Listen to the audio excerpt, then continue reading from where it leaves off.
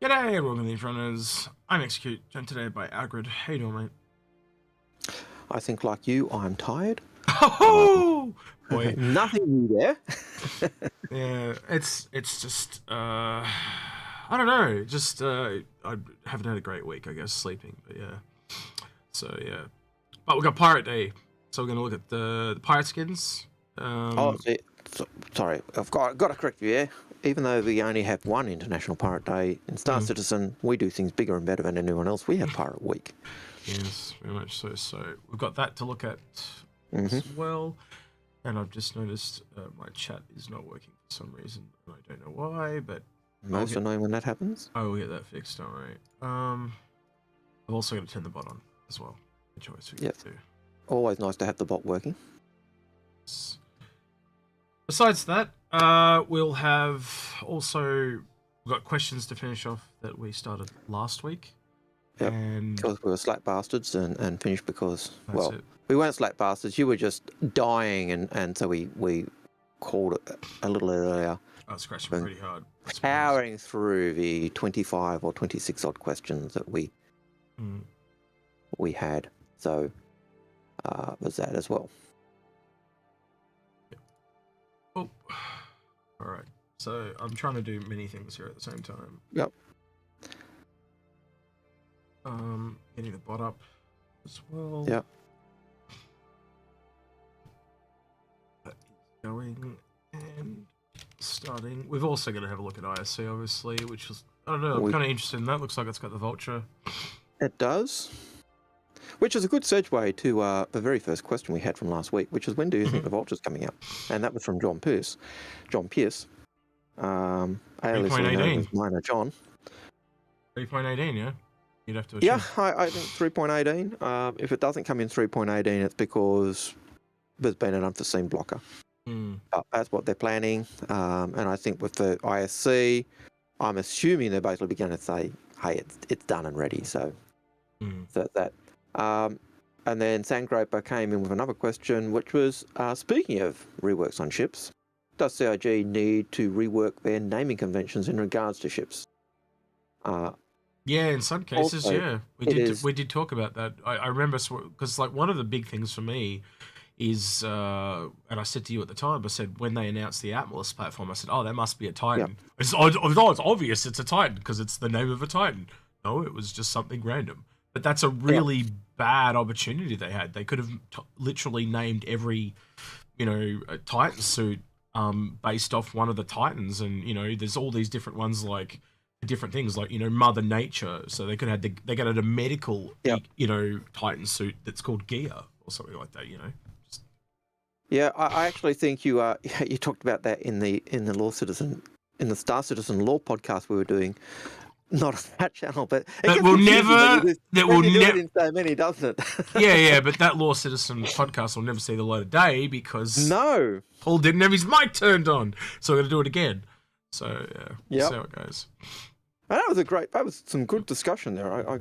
I learned a lot. So, and as well as I do, I always get annoyed when something like that happens because it's just never as good the second time around. But yeah. Yep. Because we all know the questions and the answers, and it impacts on the discussion elsewhere. So, but yeah, so we do expect.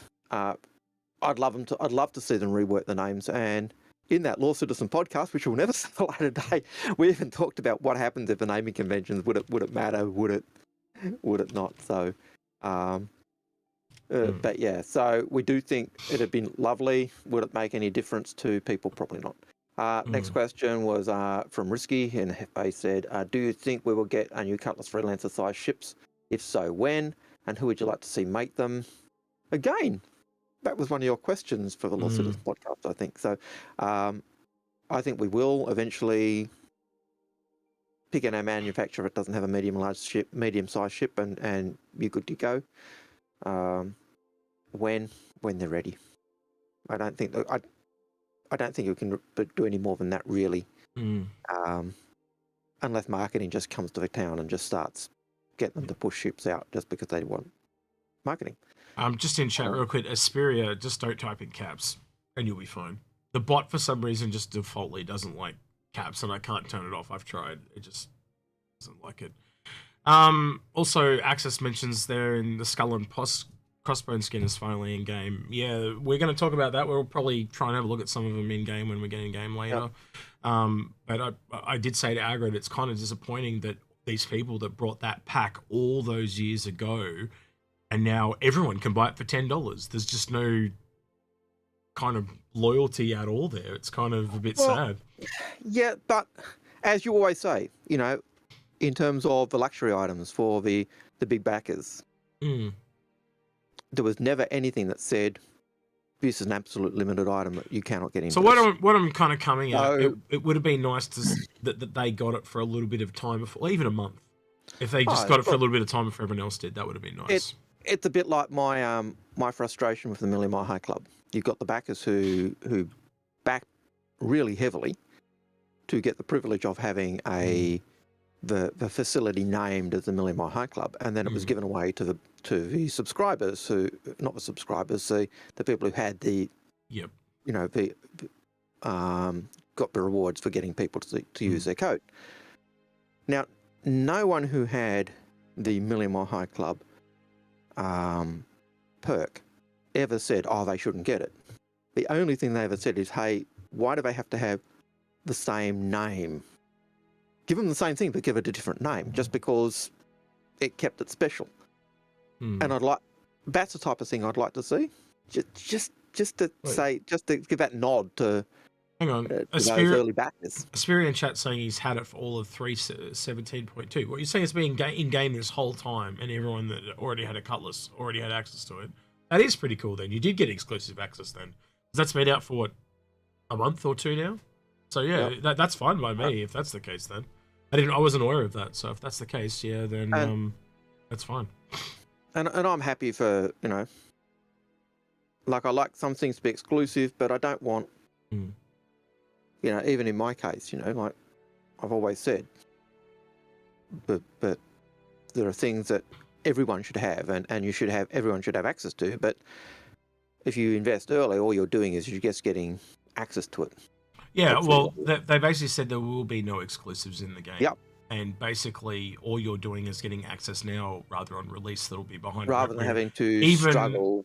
Even like some of those like insanely high level skins, like the executive skins and stuff like that for the F8 and the 600, they'll be available, but you'll have to grind or rep grind to get them somewhere. Yeah.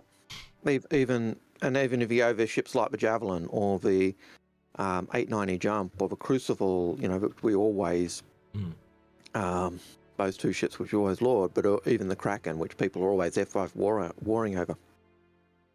From everything I understand, they are not going to be unavailable in game. They might be rare, and you may have to do a massive grind to get the rep to be able to get one, or the funds to get one, but you will be able to get them in game. It's just, if you buy them now, they've got, those big ships will have, you know, LTI and better insurance and it just little perk, but really comes down to, it might be a combination of both, honestly. Like what you were saying about the Kraken, you might have to get in really good with Drake. You know, I think it'll be a little bit of everything, like depending on the manufacturer and things like that. But you are 100% correct. It will not only just be a monetary thing, you'll also need to do a rep thing. And I think, I don't know, I don't know, you tell me if you think I'm wrong here, but I imagine something like Origin's probably going to want more rep grind than, say, something like Drake. Well, they might, hey, you know, could you imagine them saying you can't have a criminal record? Exactly. You know, so they go through your record and say, oh, you know, you've been in prison. You might even need to have. So you need to go to prison and then purge your record to actually have a clean record, so you can go and buy the ship. You might even need to have rep with certain groups before you can even start grinding rep with Origin. You know what I mean? Like you've got to be in with political favors and stuff like that, and so they do you a favor and let you go grind rep with Origin. It could be that complicated. So lots rep of behind rep grind. Literally. Yeah, there's lots of things they could do to make it harder to get things, but everything will be available, is my understanding. Yeah, just the time it takes, obviously. And the only thing that would be different is possibly the name of the thing, but the thing would be the same. All right, So, let's rapid fire some of the more of those questions and get them out yep, of the way because we had like 25 of them and I was just yep. a bit burnt out. So let's try and smash those out. We've gone through 4 of them already. Cool. 21 to go. Let's do it. So, Mazowal TV. Hmm. How was the game? How would the game? I'm assuming this was how would the game be if old backers had not been there to support the project and new players? It'd suck. We'd be an EA game. That's what would be. Pretty much. I think even the interview we had with Sandy basically said, they were looking at it and she's told Chris, no, you're not going with V8. So thank you, Sandy. Yeah. Next question is from Twitch viewer Hammer VK, who said, do you think we could get an armored style ground rescue medical ambulance vehicle? I think we did talk about variants, and I think, yeah, possible. Anything's possible. The question is whether they decide it's needed. But I could see a value in it. I'll just keep going on these, and you. Yeah, go ahead. I'm just typing back to someone in Twitch, so it's fine. Mazagol TV came in with another question. He said, do you think the org stuff is coming soon? No, but it is coming. And I think that's what you said when we were talking pre-show as well. Zeros had a question. They said, with the BMM, I picture that the AI would be the ones coming to my ship to buy stuff more than players. So this gameplay loop, when do you guys think this will come into play? If it's the AI coming to buy stuff from our ships, when the AI is tied in more with when we get the quanta working and functioning and doing stuff. So I have no idea when, but it's coming. Monster Avi had a question. Beth was in regard to the reclaimer pricing. What do you think the prices will be for the med and large salvage, since the Vulture is 150th and the claimer is 400? In the middle. Yeah, so it could be, and it could just be one ship, or it could be two. We're not entirely sure, because technically speaking, I was doing a lot of reading on this during the week actually, and I was looking back at a really old post based on the ship matrix, and it literally said there'll be ships that fall into certain sizes, though they technically fall into other categories. So the Reclaimer is a really interesting one, because the Reclaimer is technically large, but technically it's got capital components, which also makes it capital. So realistically, if you kind of look at it, if we've got the a salvage ship in the Vulture, and then we've got a salvage ship in the Reclaimer, that really means that we might only get a medium. Yeah, if a Reclaimer is doing double duty as capital and large, then there may only be one in between. And part of it also comes down to looking at what's needed. Do they need to... Exactly. Is the in-between ship one that can be split into two, or is it better just being one ship? Yep. If they do two ships, I could see them pushing the Reclaimer up in price. But I also sit there, Algared, and I think you would agree with me. I could also see a bigger ship even above the Reclaimer. So they could go both ways, is what I'm saying. That would be the other option, isn't it? Yeah. They go a bigger ship, bigger than the Reclaimer, and I think what I'm trying to say is just don't rule anything out. Like, nothing is set in stone. It is just a guideline, and it's a lot of the stuff that we say here is just always guidelines, but things can break the rules, so to speak. And I think even if you look at any other video game that's ever been out that's gone for a long time, never say never, because even things that are set in stone and out in game get changed. I lost count of how many times I had to rework my Lawmaster in Lord of the Rings and respec his stuff because the new patch had changed everything and reset everything. Yeah. I lost count, seriously. So I can't. And same with, it was the same with World of Warcraft. It was the same with Dark Age of Camelot. I can't see this being any different. A number of times you'll have to respec your ship, or change your ship, or change what you're doing just because a new patch or something has come out. So yeah, well, that's how they kind of stop metas from happening and evolving in almost every game these days. They change things, spice it up, and I expect this will be no different. And as you said, one of the easiest ways to do that is not just the ship directly, but also a component. You could get a component that is really the top of the line, and they can, drop it or move it, and it changes the whole bunch of ships across the board. Yep. All right, moving on. Sunny Boy had a question. Their question was, a guild decides to carpet bomb Hurston. Does the whole guild get a crime stat? No, the person Only that those presses members who the... directly took part. Probably the guild will become a terrorist organization. It depends how they do it, really. Yep. Like at this early stage, it would just be the person, but down the line, there could be ties like that where guilt by association. That's kind of cool if you think about it. Well, I think it ties in with that idea of, if you're wearing Ninetales armor, should you get a crime stat, even if you're not a criminal? Well, guilt by association, yeah, sounds good to me. It depends, because you've also got the technology, so to speak, of time. So yeah, I think the criminal association, so to speak, part of it is you accidentally get shot because to someone else you look like the enemy. So that's guilt by association right there. But but if you walk through a metal detector and have it on, no, I think it should be totally fine. So if a law accidentally shoot you because you're wearing the armor, or take you in for questioning for a bit because you're wearing the armor, then that's accepted. So whether you take a rep hit, I think the more interesting question there is, should the person who accidentally shoots you because you're wearing criminal armor get a crime stat because they've shot you because you're wearing the... And that's something, that you just can't really... Well, down the track, I don't think they should. If they kill you, that's different.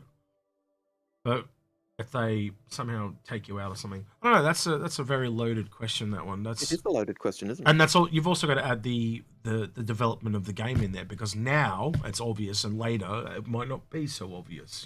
Although in answer to that question, I've got to do this one. Now, that's a very nasty thing to suggest, to be carpet bombing all of Hurston. And I would say that anyone who does such a nefarious and nasty deed should be blotted out, even if they're just associated by name. So what we're going to do instead is we're going to make some little stuffed toy Old Man Hurstons and carpet bomb those over Hurston. Bobbleheads of Old Man Hurston. Yes. Yeah, a scary thought. Nair Bear had a question. They said, will prisons become more rare an occurrence? Bounty hunters need to body collect payment and catch you if they can, and you'll respawn in Grey Hex or Pyro. No, I don't think they'll make prisons less of a rare occurrence. They seem to be doubling down and making them more of an occurrence where you'd go. So, did you hear? Just FYI, Paul got back to me. Apparently, they've changed. They've heard our complaints about crime stats, and level 1 and level 2 will not be shot on sight. Oh, that's nice. That's good to hear, because I think that's going to relieve a lot of people's tension of it. Well, it's been that way for so long and been so annoying. So it's about time they. So it means you can still get into a station.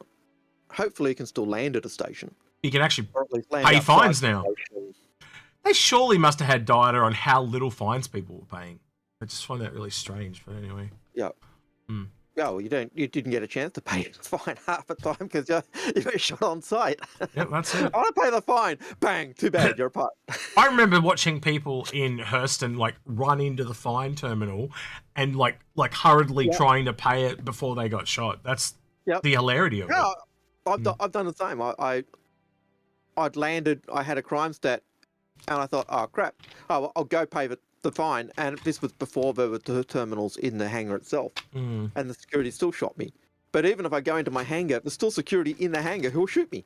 So, yeah. Yeah, you can't even get off your ship anymore. It's crazy, but yeah. So that'll be a great. If anything, they should escort you to the fine terminal. At level 2, they escort you straight. Like level 1, they just let you go pay. Level 2, they like, you must come over here and pay your fine. Come here, right? Arrest you for basically take you into custody, and you get the pay your fine or go to prison. Yeah, that's it. All right, let's get through these questions because they're taking a little longer than I thought they were going to take. Z-Pilot, I was thinking of a variant based on the Taurus, but for mining between Prospector and Mole, but without droppable cargo bags. Yeah, sounds good. Apollinus had a question. Will we have space traffic above planets like in the 300i trailer 2019? Eventually. Feel more alive? Yeah, eventually. And that goes back into when the Quanta and stuff come in as well. Oh, that would be scary. So this next question is by Asperia888, who asks, Yep. RSI Polaris with a QED instead of a hanger, like a giant mantis. That's terrifying. That's the wasp. It's the wasp bear. Would they put it in for balance reasons? They have actually stated that there are going to be larger ships with QEDs, so yep. I think we just got to wait. And I'm going to be honest, when I think of that, I instantly think of some kind of bounty hunting variant that's bigger that we've talked about a few times. So, yeah, I could see a bounty hunter base ship, you know, like the headquarters ship you'd want something like that, just so you could, you know, you go in, your pilots go out, and yeah. So, Zera's question with the BMM, I picture the. Oh, that's a repeated question. That's awesome. Yep. Zeros with a BMM, any variants? I don't think there's any need. And as Algared and I have talked about, it already feels like the BMM is a variant of what the 890 jump was planned to be. We actually did talk about that in a video, didn't we? Yeah, so yeah. It certainly does feel like it's a variant of an 890 jump, or certainly in scale. We brought it up on stream too. There's actually a picture of the 890 jump with shopping malls in it. And that's why if you look at it, there was 3 shopping malls in the 890 jump, there's 3 shopping malls in the Banner Mention Man, and they're now the same size. It doesn't take a lot of math to work out what's happened. But I think when you look at the BMM and the way the Banu were originally designed, the BMM was their militia ship, it was their trade ship, it was their family home, it was, you know, they were jack of all trades. The way I kind of look at the BMM originally was they were almost a nomadic race like the Vanduul, but Vanduul are really nasty and horrible, and the BMM, the Banu are, you know, almost cuddly, friendly, warm, fuzzy feeling people in the race. I'm gonna execute this up and speed these questions along. So the next one is by a stolen hot pocket. When Fauna is interested into the a stolen hot pocket. Am I muted or something? Hello? Hot pocket, interesting name. I don't think Algared can hear me. To the PU, will the Shai Ulud be included? Do you think that's a sandworm? Yes. Algared, can you hear me? Because it's a creature of Layer 1, I believe. So when Layer 1 comes, eventually I expect we'll see the sandworm. Destroyo. I don't think you can hear me. What's the benefit of picking an escort? This is funny. All right, let's see how long it takes. So, what's the benefit of picking an escort ship like the Redeemer over something like the Perseus? Will its speed and weight be a huge factor? And if you're guarding, how does it go in atmosphere? I think it depends on lots of reasons. Crew size, what type of gameplay you like. So there's several advantages, and the Redeemer's fun to fly. I imagine the Perseus will be as well, but smaller crew. Yeah. Can you hear me? No, he can't hear me. Clearly, he cannot hear me. He somehow muted me. So how long it takes me to figure it out? It only took like 5 minutes. I think he's accidentally muted me somehow, but that's fine.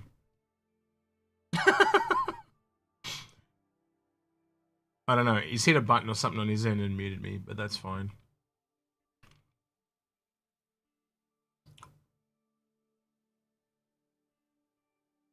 Hang on.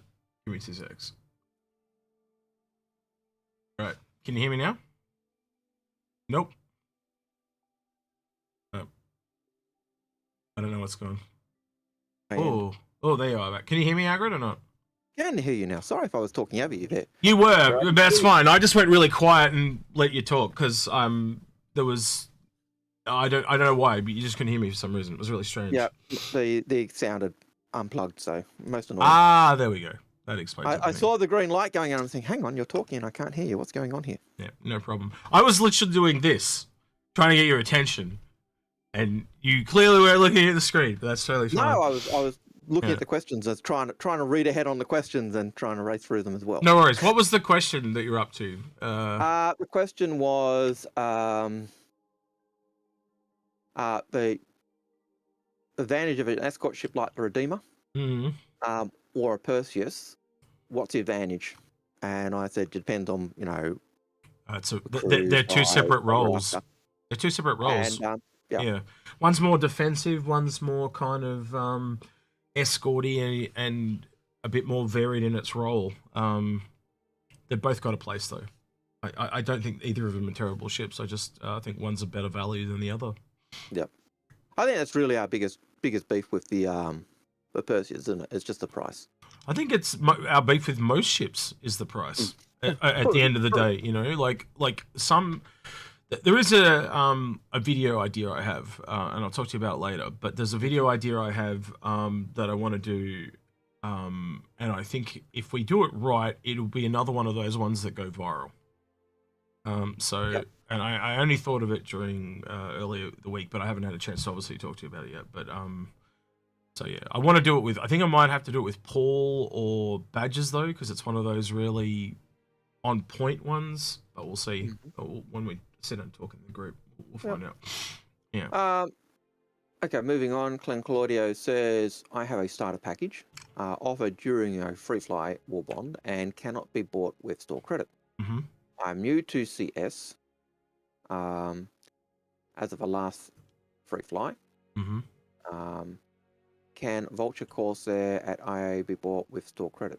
Yes. Most things, unless they're the special, really big, heavily discounted packs, can be bought with store credit. But unfortunately, I don't know if that person's even in chat now because that was from last week. That would have been a really good one to answer, but unfortunately... It would have been a really good one to answer, but it was a page down. The pilot said, will we get a Loud Guns interview? It might do. In the over time, we might get Loud Guns to come on and join us. We always try and get different people on, so no, don't ever say never. No, we're always happy to have guests on. Yeah. Clen Cordio, I think we actually said that because that was a live chat super speed, and we did answer that question. Mm-hmm. The pilot went on and he said, different question, more of a comment, but military isn't always best, but it's usually the best for the price. No, I think it's some of the worst for the price, quite honestly. I don't know about you. Yeah, I think it's depends on what you're doing as well. Sometimes you want that in the component. Certainly in game, you certainly want you might want more hit points or more base points, but you're slower recharge or a faster, and then a faster one with lower hit points. So, yeah. That next one there by Death Trooper, I've actually thought of a ship like that myself. So he asks, what about a large version of the Valkyrie that can drop a temporary military outpost like a FOB with a military medical armory and mounted defense weapons? That's very similar to what I suggested back to SA in that a long time ago. Yeah, I could see that. But again, I still think something like that is really far away because it's got combined systems in it. As soon as you've got combined systems, you've got to wait for both systems to be finished. So, yeah. I could see, well, in some sense, I can see a Crucible almost can operate in that function. A Liberator could operate in that function less, but because the Liberator, the Crucible can repair ships, and it's got the Scarab, which means you could take works as a grudge, so it can repair. So you could do, but yeah, a more dedicated ship to do that, yeah, it would be great. So Danny Nicholas asks, when will we see ship modules getting sold on the store, e.g. the Carrack? Now, I think the last we heard about that is they wanted to possibly start selling or getting some modules out next year. I think they'd like to get them out, but I think there's also... My gut feeling is marketing will let them plug that and push that for the store when they think the market is so saturated with ships, people don't want to buy ships anymore. I also think it's not really required for Squadron 42, so that's on the back burner as well. All right, next one. Is the Retaliator still getting the modules? Has CIG kind of said anything about that later? Well, I think we kind of just answered that. Next one. Matt Ibera says, do you think we will be able to change out the Nomad Grav for the original landing gear legs, Cousin Crows, in the future? That'd be nice. Yeah, that would be. But it'd be a nice variant. Is it required at this stage? No. Is it an added extra? Yes. So I'd push it further down the line. Yep. Next question. Shifty, the question was related to the outlaw outpost overlays in ISC Okay. and CIP testing. Okay, so that goes Don't have to the we don't have the context. don't have a context to pull up that question again, so I'm sorry about that. Shifty. Cascadian had a question. Do you guys think we could see a Drake boarding ship for totally legal and non-voluntary inspections? I'd kind of say the Cutlasses kind of would be able to do that, don't you? I was thinking that there's actually the Caterpillar, which in law was actually seen as their boarding ship. If you go back with the launch, you're talking about the launching thing? Well, even not even with the launching thing, it was seen as their troop, as a troop boarding ship, and even in law there's a story of a picture of a caterpillar that was responsible for doing a raid on a passenger ship and basically killing everyone on board. And they used that picture that had leaked out to actually prosecute and destroy that ship. So, but yeah, so. All right. Finally on to ISC. That took way too long. That took half an hour. This is why we try to finish questions earlier, not do on the following stream. We've still got about another 10 to go. Are you serious? So, yep. No. They're all new ones, Algared. They're all new ones. They're all new ones. What are you talking about? I was like, Algared is so drunk right now. All right. Oh, I've just been scrolling down the list and I was just seeing this list and I was thinking, oh man, why is this list getting longer? Yeah, because people are adding more questions, Algared. They don't want us to leave. They're here to torture us. That's their job. All right, here we go. Inside Star Citizen, something about a vulture. All right, here we go. Hey, it's my baby. The salvage feature is really trying to cater to people who want the diversity and exploration type gameplay. You might find debris fields of a long lost battle, or on your discovery tour you find a destroyed ship. I'm excited about players playing this and salvaging wrecks of ships. I do find it interesting, even all the way back to the beginning when I brought my Reclaimer Algared, is I saw it as an exploration utility gameplay, and they've just kind of really nailed that there on the head. Yeah, well, it's certainly something that we've talked about a lot as well, just in that whole light. And I know CIG have talked about in the past, you know, the need to go and explore a ship and take out bits and pieces before you munch it up. So, yeah. I also got a question from someone during the week about how do I think they're going to start out the salvage, and I think already in here, look, there's an A2 wreck there. I do think they are going to have multiply size scaled ships from tier 0. And the reason I'm bringing that up is that also means then the Reclaimer is not on the back foot. Always worried it would. I was always going to be worried that it'll be like this tiny little ship, and you got this massive Reclaimer trying to get in position to do anything. And it answers that concern you had about the Reclaimer being such a slow, cumbersome beast trying to scrape off a. I wonder if the size of it helps it. Like, does it do it quicker? We'll have to find out. I would hope so. Yeah. Well, maybe they'll tell us here. Ships in the PU.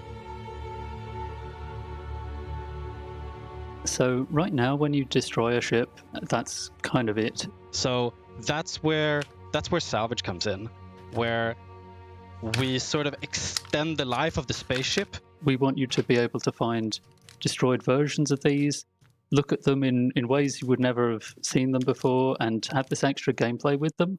There are different aspects of salvage that we want to introduce to the game, and the very first one that we will have is the hull scraping, which is where you blast off the external surface of the ship and sell that material for profit.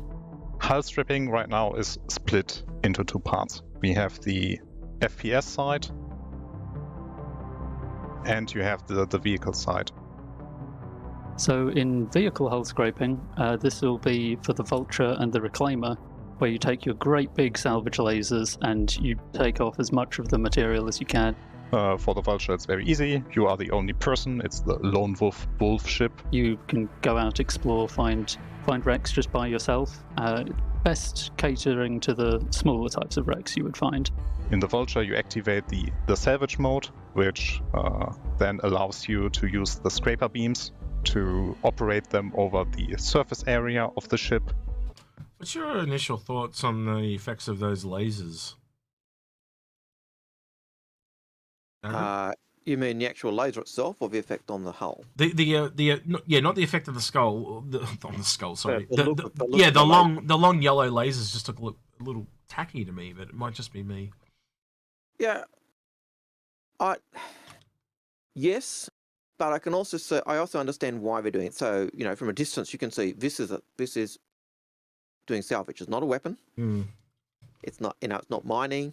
So it's a different look from mining. It's a different look from a weapon firing. So maybe it's a little bit like the lasers in mining. There are a couple of different types, and they act different ways. So maybe that's a part of it. If you went back and had a look at the when you froze it previously to where the reclaimer was doing the salvage, operate them over the. Even there, even between the vulture there, to use the scraper beams and that one to operate them over the surface area of the ship. I don't know. We'll see. Yeah, so the color is certainly different. So that might be to do with whether you're powered up. But when you looked at the reclaimer doing the salvage, doing the scraping before, it was a more solid beam. So it was a bigger, chunkier solid beam. So that probably also answered that question you had of will it be quicker or slower. So the other thing I'm realizing too is with munching being on the roadmap, it actually means salvage is probably going to move ahead of mining, if you know what I mean, because mining is just that, the surface level mining. We haven't gone underneath yet, and that's obviously requires a few more things to be online. But it kind of means that if you can get munching and stripping in, that is a lot more closer to complete than mining is. But and the fact that I was just saying there that wrecks are going to hang around longer, so you'd blow someone up, that wreck is going to be there for a lot longer, which means it's going to persist longer, which means you are going to be able to come in to that old battle area. It's probably why we've been waiting so long. There was actually more that had to go online than we realised. They had to do in, so yeah. And gather the material. For the reclaimer, we highly recommend you to come in a group. You want probably at least 2 people to man the salvage lasers, and a few people in the back of the cargo bay to help you stash away your earnings. You'll go out, you'll find a wreck, turn on the great big front lights of the reclaimer so you can see what you're doing, and the 2 people in the salvage turrets will start blasting away at the hull. I'm getting butterflies, Algared. To strip it off. As that happens, you're gathering what we call RMC, recycled material composite material, which gets put into cargo boxes in the filler stations that are in the back of the reclaimer. And you'll need... That's sick! Are you seeing this? You are going to need a crew to work the reclaimer. That's awesome. That literally... I think that puts it above the mole instantly, does it not? This puts it as, at the moment, the most valuable multi-crew ship when it comes out, because people on the ship, when you're salvaging, are not going to be sitting there going, oh, what am I doing? Even if you're not on a mining laser, you're going to be not just twiddling your thumbs, you're actually going to be doing stuff that's valuable. That's crazy awesome. All right. So, someone back there to take these full crates out of the dispenser and stack them away on your cargo grid. And once you have your cargo hold full, you fly to the station where you then can sell the commodity.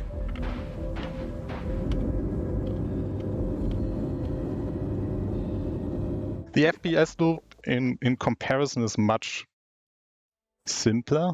You just buy a Grey Cat multi-tool, you make sure that you buy the salvage attachment, you make sure that the salvage attachment is actually attached to the Grey Cat multi-tool, and this is the moment where you can scrape off any material that is salvageable right away.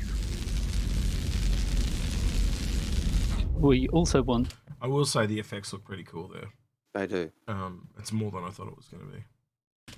To allow you to use that material that you gain from hull scraping to immediately repair any damage your ship might have taken. This is really useful for people who are out dogfighting, perhaps. You shoot down your opponent, go out with your multi-tool, take the hull off their ship, and put it back on yours to repair the damage. So that's tier 0 repair. Am I not mistaken in that? That's tier 0 repair. That's a hand tool. Yep. You will But see we've where always on said- Sorry, Algared? We've always said repair and salvage are flip sides of the same coin. So your own ship you have repaired, so you're kind of getting this battle scarring of your ship. So right now, both the FPS and Did you notice that going back on didn't really have an effect? Like, I'm going to go back and play it again. Like, think about how it was being taken off, but, like, it's just closing up. There's no... It's like there's something missing there. Like, it's... Like it almost needs something, like it's growing back on or something. Like, I don't know. But you see what I mean? But, Like, it's well, not... It's just... It's not to the same detail as the taking off was. So but you're kind of getting... as he's repairing it, it's not going nice and smooth. It's actually kind of bubbly and red still. Yeah, but what I mean is, like, you know, when you kind of had a laser, looks like he's using a UV light or something. It's just looks like he's looking for things on the bed sheets, not actually trying, like trying to repair a ship. It's a bit weird. this battle scar. So Yeah, I just wish there was something that kind of showed it was growing back or something, or being applied. It just, I don't know. It just doesn't have the right effect. I don't know. Maybe I'm being pedantic, and yeah, I don't know. It just doesn't look right to me. you are. That's okay. Of your ship. so right now, both the FPS and ship hull scraping has progressed very nicely, but there's still a long ways to go with regards to selling the material. We've got a lot of VFX and audio tweaks to do along the way. We want to There you go, Algared. You can solo your words now. See, I knew it. Anyway, fully refine the user experience. I'm really excited to see this feature hit the verse. I think it'll be great to watch everyone taking people's ships apart, and it'll be a lot of fun. Hull scraping isn't just the first version of salvage gameplay coming to Star Citizen. It's the feature necessary to finally bring the upcoming Drake Vulture to the persistent universe. Let's check it out now and see what it looks like very close to its final form. If you really want to try something different, something new, something that hasn't been in Star Citizen before, the Vulture is going to be where you want to go. Salvage is new and it's kind of fun and it's exciting. I've been going around and just burning the sides of ships, and it's really fun to kind of experience this new type of gameplay. The Vulture is a single-seater salvage ship meant for a single player to kind of get into the salvage career. Basically, extracting and processing, things that you find out in the verse, be it space debris or, junk or anything like that. On a profession ship, I'm mostly just setting it up as a ship to be flown and making sure all of the components are there, all of the functionality for all of the other interactables are there, make sure that it can get cargo. There's also the aspect of setting up all of the things that the salvage work is going to be done with. So, we took our styling cues from previous Drake ships, and Drake has a very distinctive style. The first thing that will be very distinct that when you see it at first will be these two arms that sort of jettison out the front. We had to... Did you notice the I'm just gonna go back there for a second. Did you notice how the left and Now at the front. the left and right, they almost look like mining heads. Yep. So and you notice how they've got the modules on them as well. Mm-hmm. So essentially, they are another version of the mining head. Yeah. With modules. I just noticed. It's just stating the obvious, obviously. Yep. We had to set up these little kind of turrets that would be used to articulate while the salvaging is happening. There are two ways to enter. One from the side, you climb up a ladder and then you can access the cockpit. Much like a combine would or a construction vehicle has a basic looking style ladder, which kind of adds to the whole look of the construction vibe and everything. And also, it helps with a sense of scale in the ship, I think. Or you can go through the back with a ramp and then you'll access the cargo hold.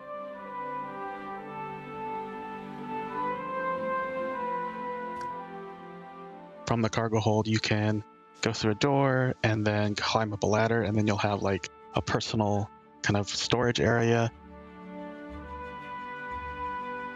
All throughout the ship on the inside, there's going to be a lot of component access. And then to your right, then you walk into through another door, and then there's the habitation area.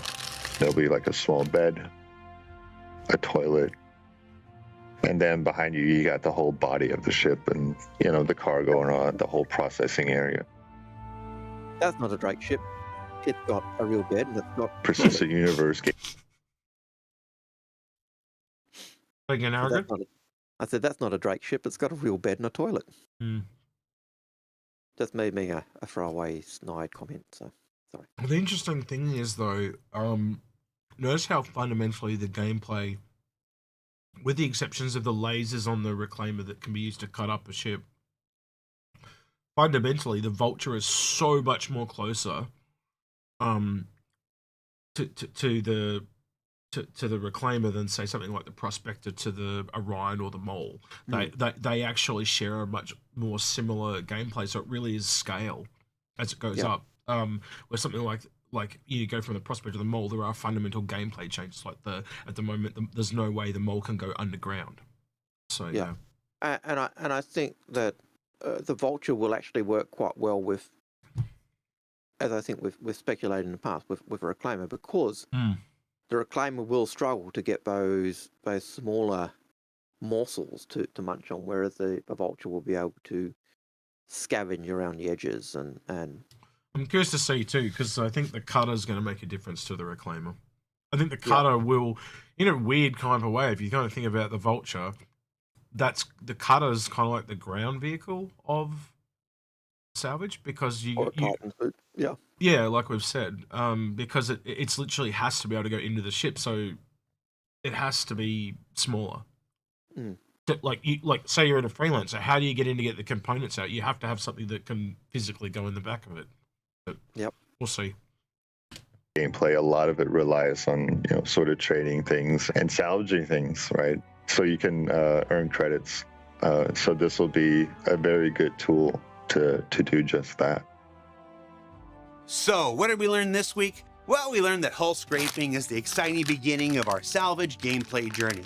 The next step in bringing purpose and intention to the enormous Reclaimer, the nascent development of handheld repair gameplay, and the feature that finally allows us to bring the Drake Vulture to the persistent universe.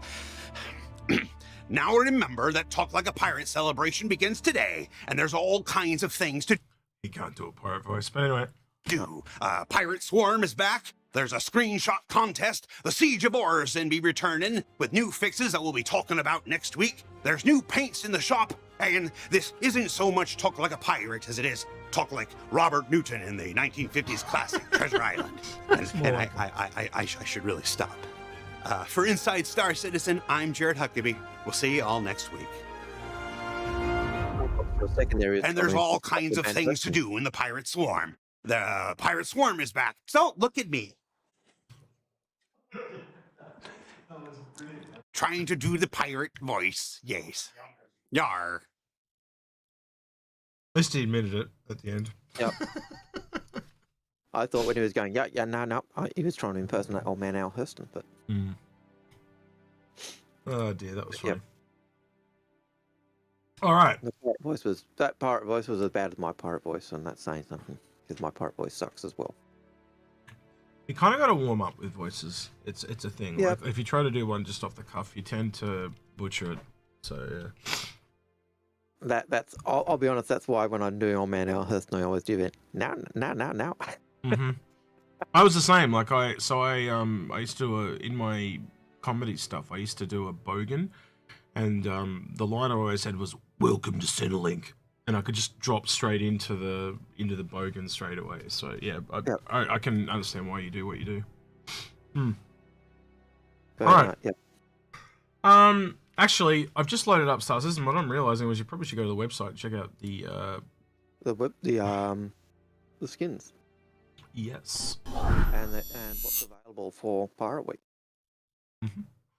So I'm going to change this back.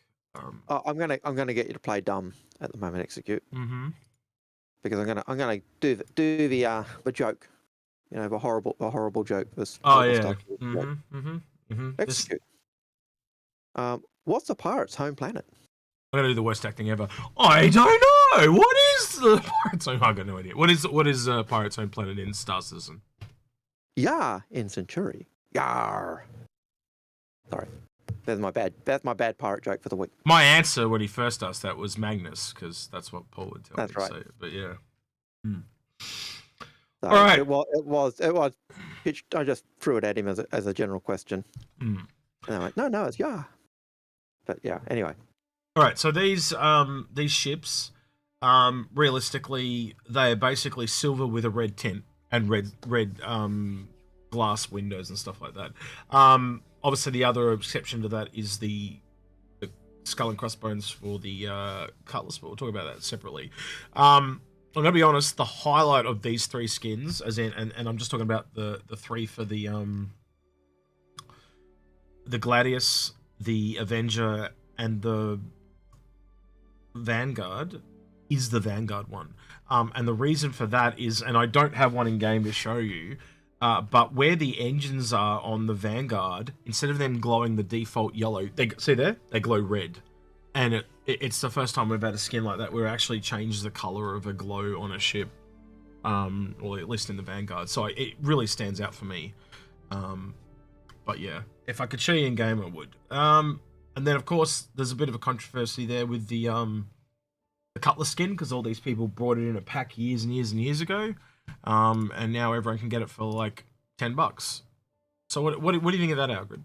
In your Again, as we were talking earlier, it's not a matter of exclusivity. It's one of those things that we always knew those types of things were going to be available. Yeah. So, as for the skin itself, what's your thoughts? Because I think it's a bit bland. It's really not that different from some of the other ones we've seen before. Like, remember how? I think the controversy is that it's a $10 skin. Did you say? Yeah, I think it's $10. It's 11 for us. $10 skin, when it's probably really a $5 skin. But I also imagine, that is a nod to the original backers, because they got the skin in their package at a discount. Yeah. So effectively, they got the skin for free when they bought their ship. Oh, that's true. They did get it for free. I didn't ever really kind of think of that. So now you've got to pay $10 to get it. So if you didn't have a Cutlass with that skin, you've got to pay $10 to get it. Whereas if you were original backer, you got it for. Someone in chat will know what I'm talking about. But there is a skin that is very similar to this, which even has the same color red. It's just the pattern is slightly different, and there's no skull and crossbones. So that's why I find it a little bit meh, because it feels like it's just a variant of something else. And then they've just smacked some skull and crossbones on it. But yeah, we'll have to wait and see. I'm rather saddened that this skin, given that we've got so much of Ninetales, wasn't the Ninetales logo. Rather than skull and crossbones. Maybe that's another one coming down the line.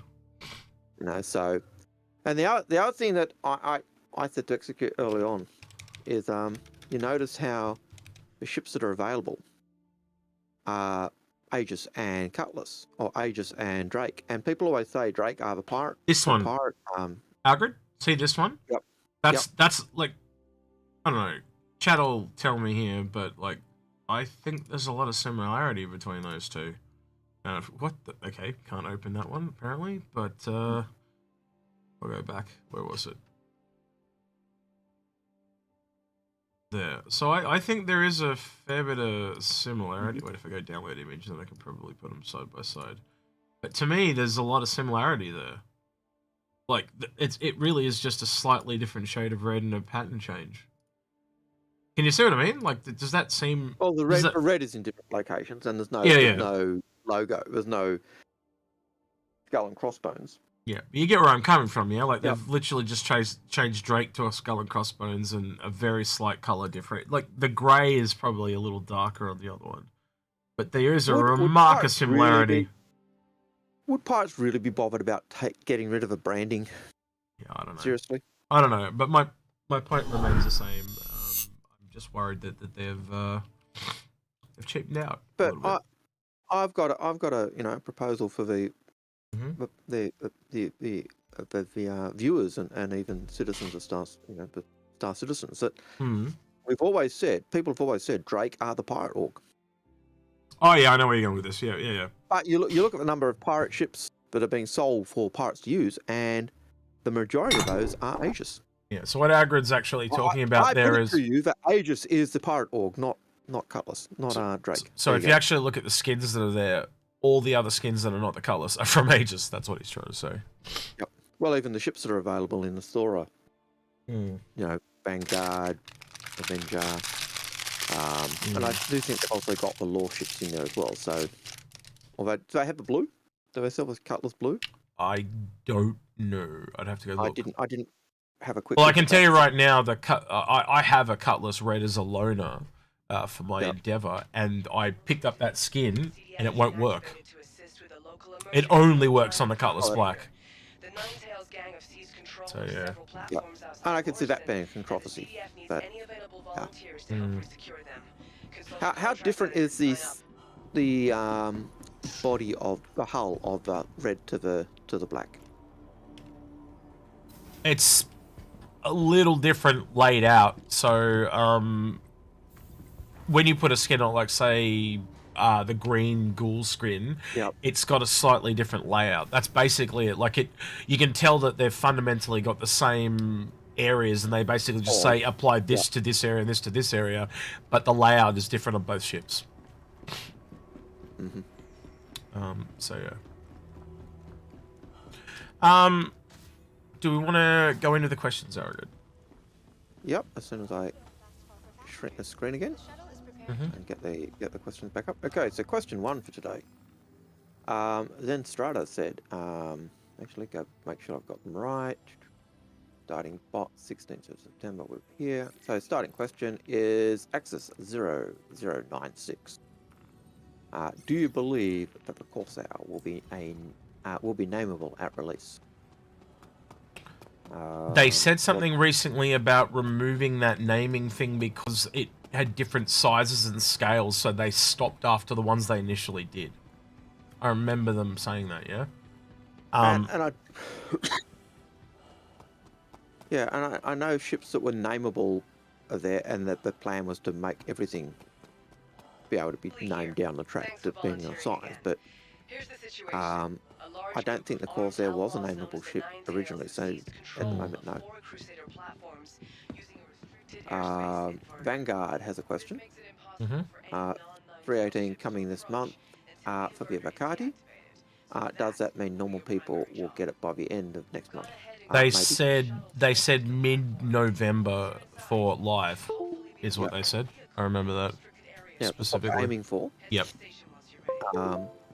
But sometimes, you know, if everything works according to plan, then yes, you'd expect Evocati get it a month later. It goes into a wider release and then to everybody. But sometimes it's absolute buggy mess, and and then it gets delayed. It's part of the nature of game development. Sometimes your best laid plans work, and sometimes they don't. And yeah. No, I don't disagree with that. From Twitch, we have Black Dream Hunk. One day I'll get your name right without butchering it.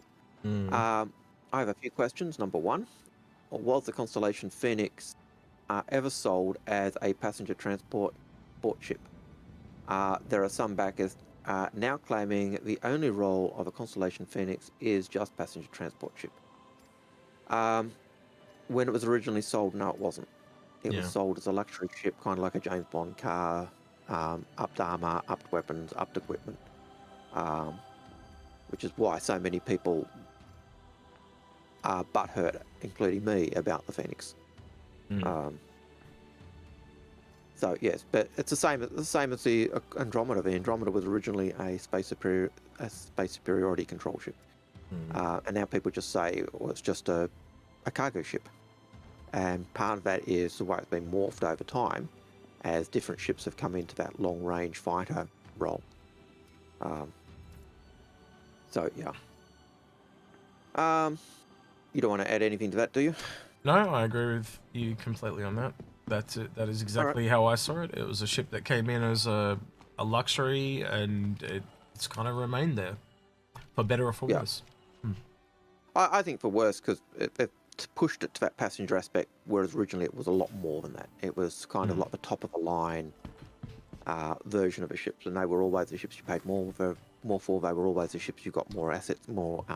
It's like I always told you, Origin is the luxury rule thing. They needed more than just a one-trick pony type of thing, and now there's another manufacturer that has that. You know, the VIP transport. So, it just needs a bit of depth as far as I'm concerned.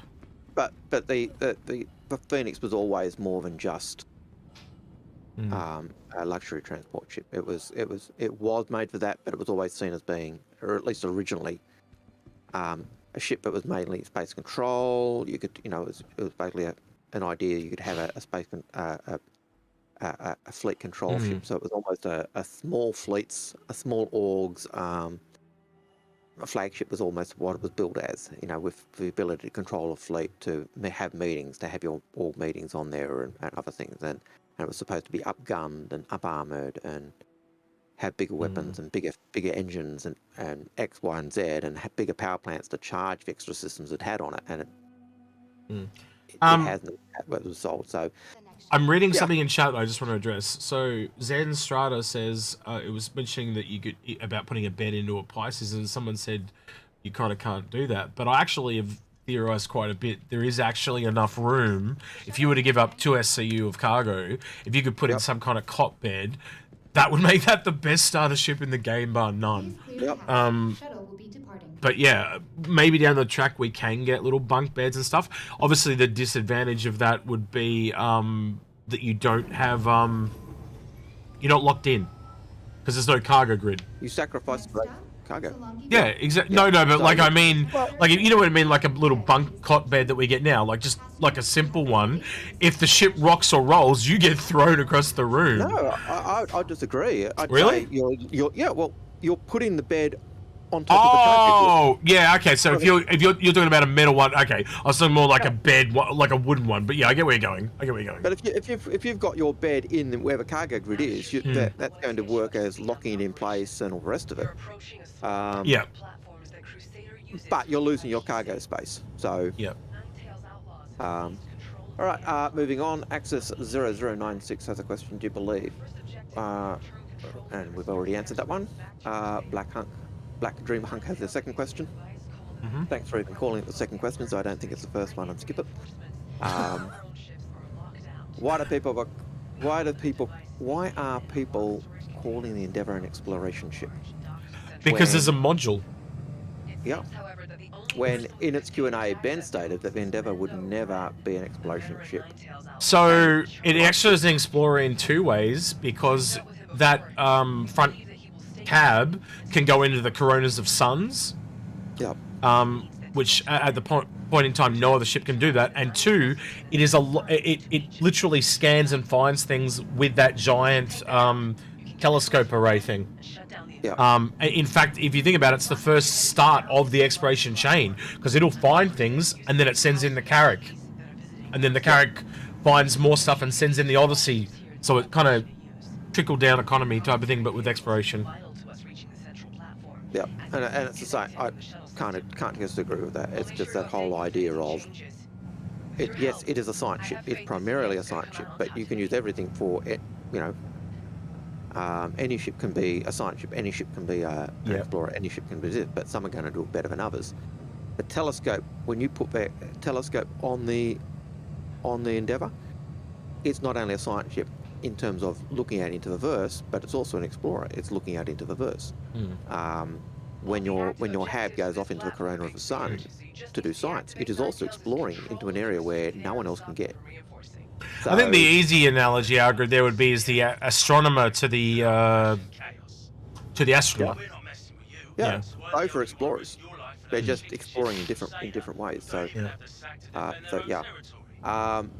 Hawk Outdoors has a question. They say, with the base hull repair coming with salvage, do you think we will see the Vulcan or small repair only ship in the pipeline with the next year? I know the Crucible is in reconcept. I honestly think the Crucible's the easier one to do, because it doesn't require drones. Like the Vulcan has to have drones. There's just no way around it. Yeah, they could do they could do a smaller ship, so a vulture-sized one that's basically just reversing the process, which would be different from the Vulcan, because the Vulcan just uses drones, and I think the Crucible at present would be very similar to the Reclaimer in that sense. It's a big ship, but it's got the same, it's got similar other systems as well as scraping or replacement. So unfortunately, I've joined the Horizon, Siege of Horizon halfway through. So I'm going to get up to...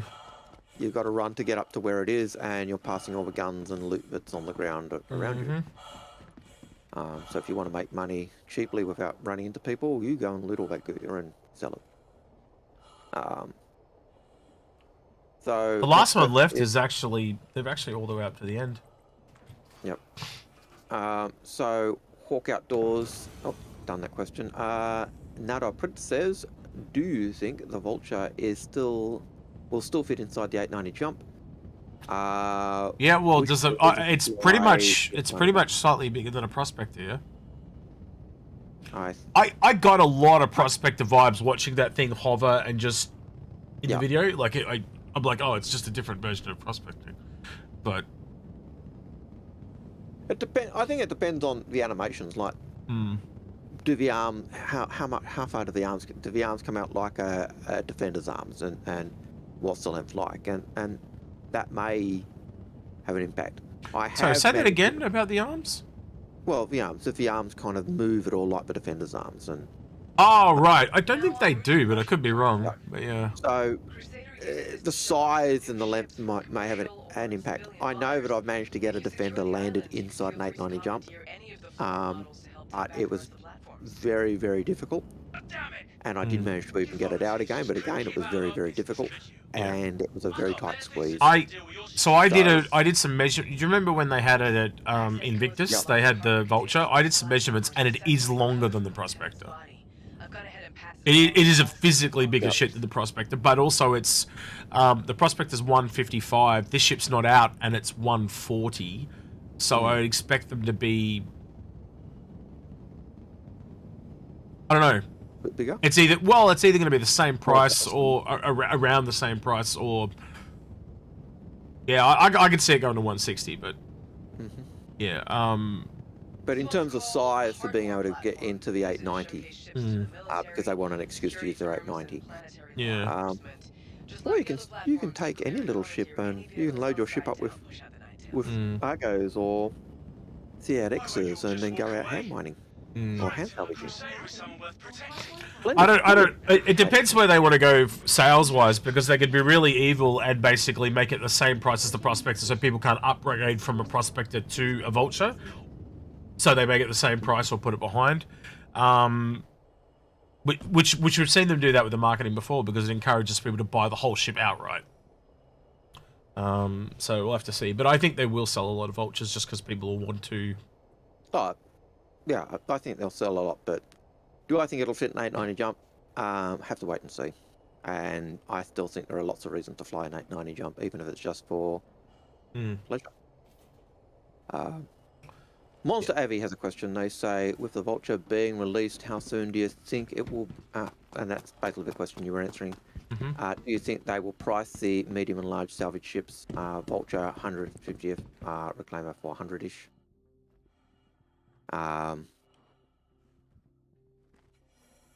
And I think we answered that question already.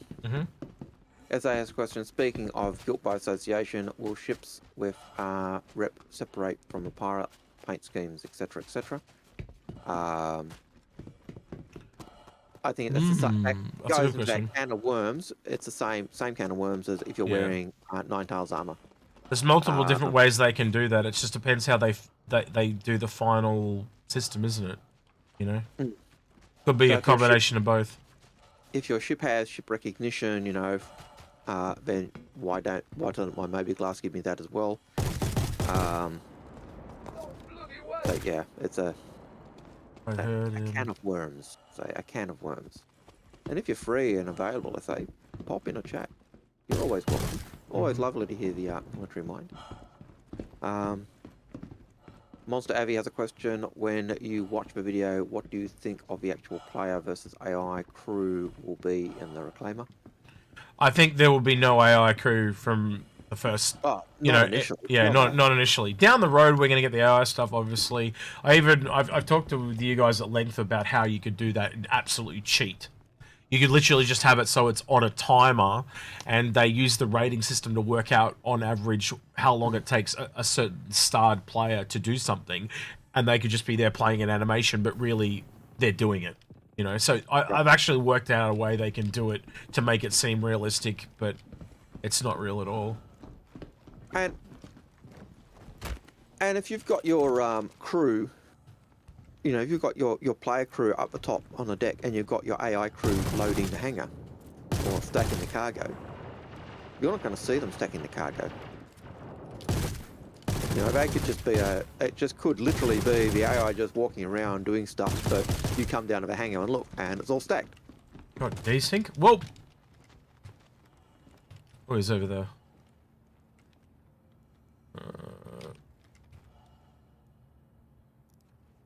So, yeah. Okay, moving on. Avas0096 has a question. I wonder how many people will name the Kraken Queen Anne's Revenge. You'd have to know history to get that one, but Algared, do you want to explain? Or do you not get it yourself? No, it's Blackbeard's ship. Mm-hmm. He took basically a small frigate and named it Queen Anne's Revenge. Mm-hmm. I think it was a armed sloop or a frigate, but yeah. Anyway, he took the ship off the Navy and called it Queen Anne's Revenge, and yeah, that was his ship. Revelant has a question. Should you get an Apollo to go with the Kraken, or will it get a med bay? They have talked that we'll get they've talked about it getting a small med bay. They did say that. That is correct. As a rework. So, what size med bay? Have no idea. But it is supposed to get a med bay. So if you're just looking at getting an Apollo because of that, then I would say don't. Hey, SA, lovely to see you. If you've got the time, unmute yourself and chime in on any of the questions you like. Going on, Aurelius Indomitus has a question. If you have 6 pledges with hangars, do we get the 6 hangars? They haven't alliterated on that, and I think the whole hangar system has really changed quite a lot. Yep. I do think it's a lot more. What the hell? Did you see that? He was climbing up the tree. He was on the. Thought he was monkey magic, that guy. He was on the ramp, but yeah, hiding in the foliage. Nasty little bugger. So in terms of the hangars, they used to say that they would give you access to the different hangars. It's a bit harder if it's a pledge, but well, they originally were going to have like Revel and York, Aeroview, and Safeland on every single landing location. Now it seems to be they're a lot more themed. Like you go to New Babbage and it's all Aeroview, right? So I wonder how that's going to work, or is that just temporary because of server meshing, so they don't have to have 3 different hangars loaded? I would hope to think it goes back to the old way, because that's actually way cooler. If you can buy stuff, you can rent at your level, so to speak. And I don't like to demean people that are only got safe land, but you know what I'm trying to say. Yeah, but it was the idea was that they would have the different levels, and you would, the closer you were to the spaceports and stuff, would be the richer place, and as you go out and you get different ones. We really don't know how they're going to do hangars. We don't know whether you get 6, you're going to have access to 6. I imagine if they do give you multiple hangars, it will be linked to actual gameplay. The other way they could do it though is, remember how they gave starter hanging and fees to original backers like myself? They could actually go a step further and go, you get 6 starting hangar locations. Yep. So I think if you are if it's a game pack like with the not just a ship with a hangar included, But an actual game pack, then yes, I think they may give you 6 starting locations that you can use. But you don't get the But we fees. You don't get free fees. Yeah, but we have no idea. Yeah. I don't even have an idea, and I do. You know, I've got several game packs, so Yeah. Would be guessing at this point. yeah, literally. So sorry, I can't give you a better answer than that. I just don't know. I'd like to think yeah, but I have no idea. I know I do know years ago they did talk about that as being an option, but it's one of those things. It's yeah. All right, so will you do an episode about hand weapons and armors? This is from Stein Harold. Hand weapons and armor. Yep, that's what he wants. Episode on weapons and FPS weapons and armor. I just don't think they're far enough along at this point.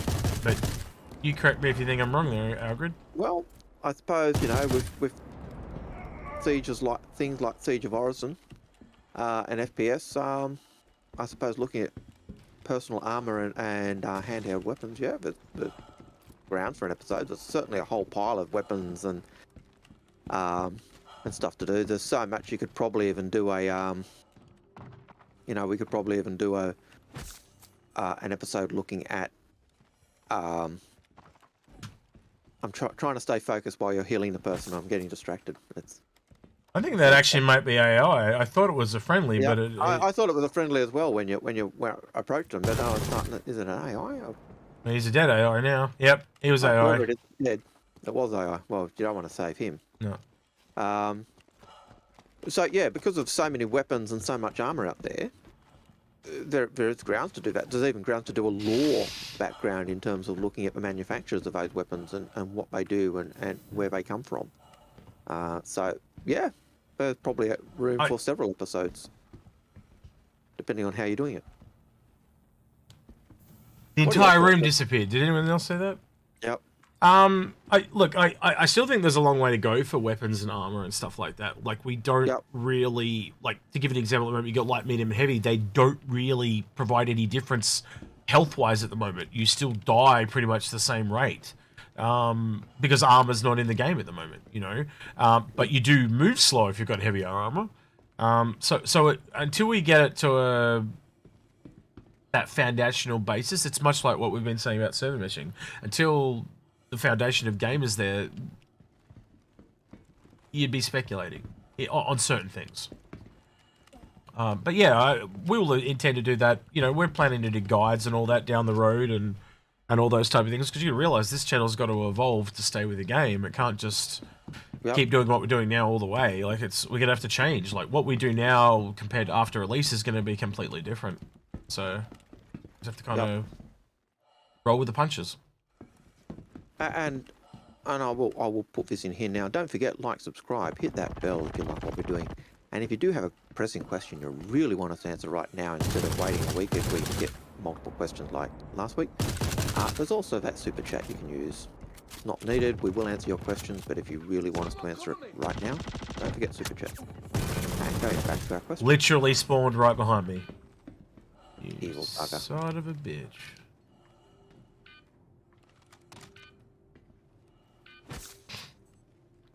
Oh, at least you're healed up now. Yep. Have to raid a pack now and get another med pen. Then Strata has a question. I question the value of the bed in a ship like that. How, I'm assuming he's talking about the C8X. How often will you be more than one day travel away from when it's salvaging? Okay, no, he's talking about the Vulture. Question again? Because I was thinking of the Vulture as you said it, so I've... So Zenstrata says, I question the value of a bed in a ship like that. How often will it be more than one day travel away from where it's salvaging? The advantage of a bed is that you can literally log off. I think he does bring up a point. But remember how we're talking about scale? Scale is not just the amount that you are salvaging, it is the distances and the number of people. Okay, and holy moly, Seven Hills Industries, thank you so much. That is way beyond a super chat, but thank you very much. That's coffees for a week or two. So we love you for that. Thank you very much. What currency is that? I don't Don't know. know. Seven Hills. Where are you from, man? Not Sydney, Sec. Australia.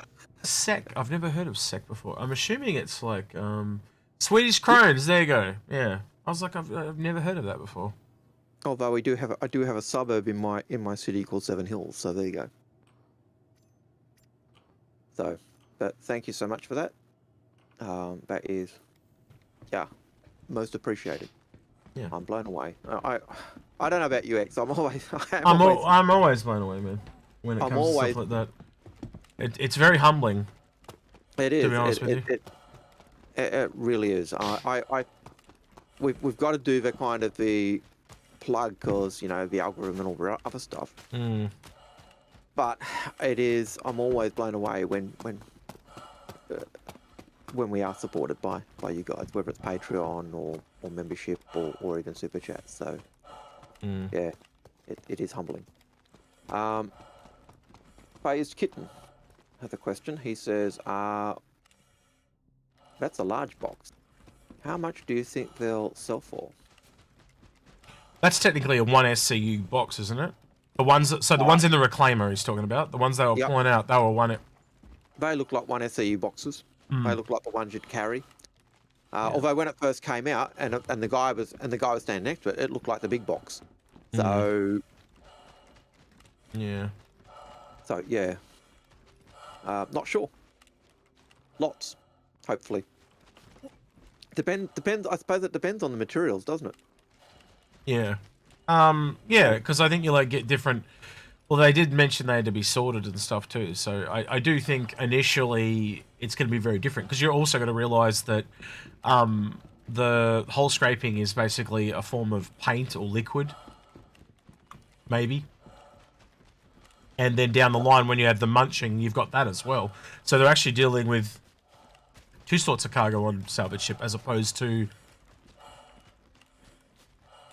multiple different ores on a mining vehicle, where you got twice as much cargo on a salvage vessel because you're dealing with liquids and gases and so yeah, it's gonna be interesting to see how it all pans out. What happened to my gun? Where did that go? Weird. Did you drop it? I really don't know where I'm going here. It's a really hard place to process and eliminate with this map because the map doesn't really. There's no map. Yeah, that is frustration. The way that screens. You go to a screen that's usually got a map and it's got an ad, and you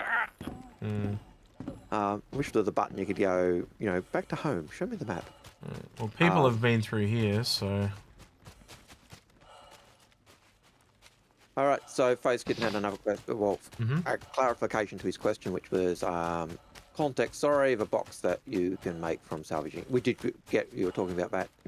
How much do you think they'll sell for? Again, as we said, whatever the materials are that you gather. Sandgroper. Well, yeah, it's like laranite or festonite or dolomite. Like you just don't know, and different ships will obviously be more valuable than other ships. Like I'm just going to go out there and say I think an Origin ship will be highly sought after because the components are made of more stuff. But what if the Origin guy was really cheap and he cheaped out on the components? So the components are not as worth as much. Or even the skin is Origin ships have a better skin, whereas a Drake ship is in comparison crap. Yep. There was a bad guy there. I totally missed him. Anyway. Sandgroper had a question. They said, what does Old Man Al Hurston think of the younger generations of the Hurston clan, referring to him as Old Man Old Man Alzheimer? Oh. He loves it because he doesn't remember it. Now, Sandgroper, I have to say that those nasty young people, like that young Constantine, he's a very rude fellow. He's always doing this to people. He asked them to come and see him, and then he said, no, you're very nasty and unscrupulous young man. That's what Old Man Halshurst thinks of him. This younger generation have no respect. No respect. No respect. Jabberjaw. Cartoon. Okay, Mazol TV has a question. They say, what's new in private swarm that Jarrett said? Yeah, I don't know. I'd have to have a look. Haven't been in Pirate Swarm. I don't think there was anything Dark. new. It's just I think it's Pirate Swarm is. you just got access to it again. So if you want to get the pirate Gladius or the pirate Caterpillar, that's how you get access to it. You finish Pirate Swarm and it unlocks them for you to buy in the store. That's all it gets you, and they don't even come with LTI anymore. Man, I'm gonna be waiting here for a really long time if I want to res. Okay, so don't know that. Matthew Hanna said, how much did you think the Vulture is going to cost in real life and in game? Hopefully it's not going to go up too much in price in real life, and hopefully the price in game is not work out less than the price of a ship in real life, because that sucks when it is. I would hope that, what's the prospect, 1.2 mil or something like that? I'd expect this to be in that ballpark, just because the price is in the same ballpark out of game. So I would hope it's around the same. Yeah. But if it's one of those ships where they push up the value because they think it's got more gameplay, then yeah, but it should, like you say, it should be the same. There's a player there. Can you res me, buddy? Yeah, give me a second. Make sure the air is clear. I think he was coming to res you. He's coming. Because he accepted the rescue beacon. No, did he? No, he's millions of miles away, but that's someone else who's coming to. Yeah, that guy won't get the beacon. No. Seriously, have no ammo. Oh, that's lovely. Nice to be looked after. What gun are you using? Med gun. No. Well, I've got cartridges on me just to loot my body if you need a thing. That's fine. I had med pads, yeah. So the next question was Janice Morrissey. They say, Thank you. will of course I have S2 or S3 shields, and what do you both think it's competing with the Connie after all? I think it'll be very similar to a Connie, and it's competing with the Aquila, so more heavily armoured than Aquila, better accommodation than Aquila, but less armour, and less luggage than Aquila. Oh, there goes my camera.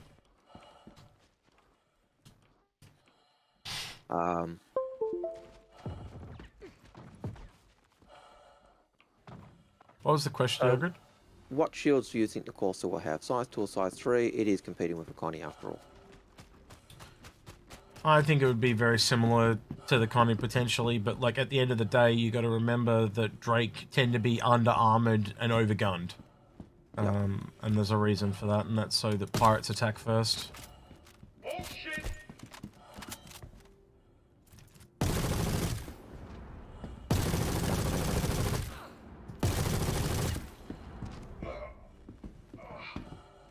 So moving right on, this is what happens when I start watching your gameplay. Sorry, Algared. I go into dumb old man mode. Yeah, it's when you start drooling there's a problem, don't you, right? As long as you're not drooling, we'll be fine. That's when it's old man Alzheimer's. Yeah, that's right. That's right. So Axis. You do know that's going to stick now, right? That someone's brought that up. Like old man Alzheimer's is going to be a thing. I can see that as a shirt right now. Just letting you know. Another meme. Yes. That's all I'll say. Just another meme. All right. Matthew Hanna had a question. Answered that one. John Ski had a question. They said, what is the point to the Corsair except ship sales? As there is no exploration in-game, likely, and it will not be for a couple of years. Ship with no gameplay. Let's see, I just stopped doing this. Well, yes, it is an exploration ship. Yes, exploration's not in-game, but it can carry 96 units of cargo. It can carry a vehicle. It can do multi-crew. It does have individual crew rooms, which means if you've got your crew, and you're working as a group of people, you could actually have each person have their own room, and they could store their stuff in there. Even at the most basic level, Algared, you can just say it's a Constellation competitor. It's just something else that's on a different SKU. So you're giving up the Merlin, and you're getting more guns. You know, it's Drake instead of RSI. That's at the most fundamental level without us going into anything else. You know, that's enough for some people. You know. So I don't really have a problem with.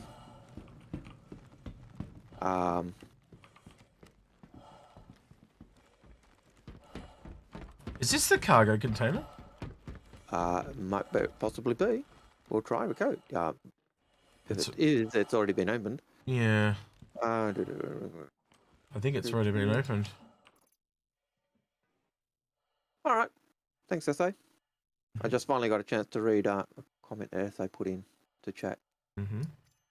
So he's with us in recording, but he reckons we're killing it, so he'll just sit and listen.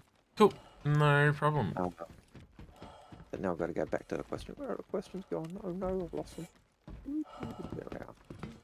Alright, so... And I've got to find them again. Strata... 3658. I'll try it, but I'm pretty sure this is already open, so why would it make any difference? Transport and game. So does that mean we've just got to fly over to the last one then? Possibly. I'm really confused. Ski, hammer. Hang on, I'll ask this guy. Hey dude, do you reckon we gotta head over to the a ship and just fly over there now? Don't we have to kill the lieutenants first before we can table it? Okay. Well, you lead, I'll follow you. Right, and Skivian has a question. They say BMM ETA, best guess for release? A year or two at least? I low-key have no idea what I'm doing. First quarter next year, if the roadmap and all that's meant to be believed. Yep. So going by the roadmap, I'd say that's what they hope. Agreed. Knowing the nature of development, if everything goes according to plan, that's when it'll come out. If it doesn't go according to plan, it could be 1 or 2 years, or longer, or shorter, you know. So that's probably the best we can do there. I'm sorry, Skivian, I'm not a developer, so I don't have They basically, if you go look at the roadmap, you can put in the banner management, and they originally planned to have it come out, you know, towards the end of this year, and it might have been pushed. It might be slightly early, but let's be honest, it's more likely to be longer. And if it goes to the end of the year, then they'll probably push it to the patch after that. And big ships like that, are you really wanting them to push it out as soon as possible, or are you quite happy for them to take their time? Yeah. Well, look, we're in the middle of the ship showdown right now. What do you reckon that's going to be like next year? The banner merchant's going to be right at the top. I wouldn't be surprised if it beats the Carrack. I really, really wouldn't. Oh, look, yeah. Where is that guy firing from? There's an AI in here shooting at something, but yeah, he's shooting through the wall.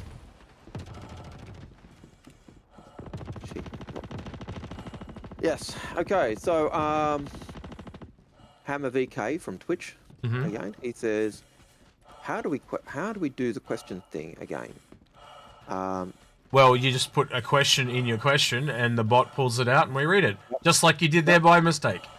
Yeah, just like you did there. So if you put a question in there, in the question, either in brackets or in your question, you are naturally gifted at asking questions, sir, and you didn't even mean to.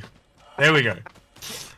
Then the bot will pull it out. As long as the word question's there, the bot gets it.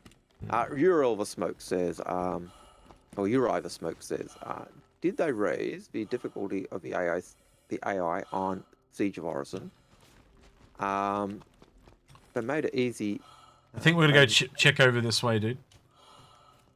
And he says they made it as easy as the 890 mission, but before it used to be as easy as the 890 mission. So have they upped it? Is it more difficult? It's not more difficult. It's just got a lot of desync and stuff like that. I could, like, if this wasn't desyncing, I could do this all solo. I really, really could.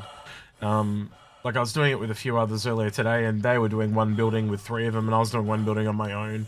But, you know, I'm a pretty veteran first-person shooter player, but you know, some people are going to have their strengths and weaknesses. Mine's obviously in first-person shooter, where there's a lot of other people that are going to be much better at, you know, flying ships, etc.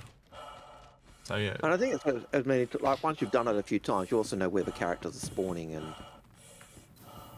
other stuff. So you've got a better idea of where they are. First time through, you'll be a lot slower. But yep.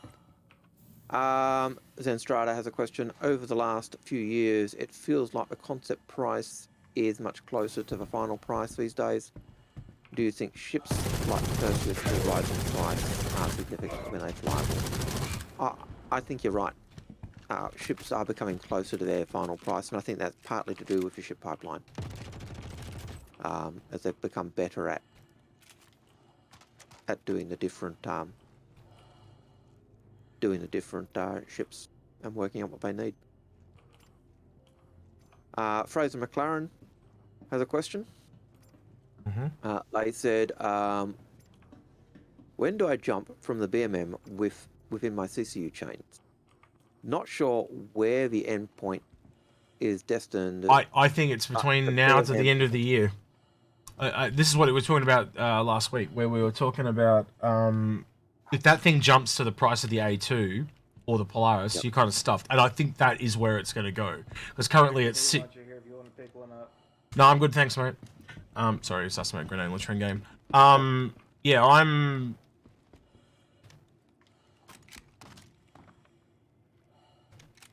I guess I could take a grenade launcher if I really wanted to. Hang on.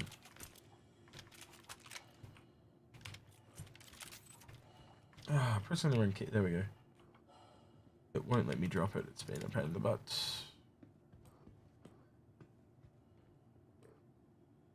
Why you do this?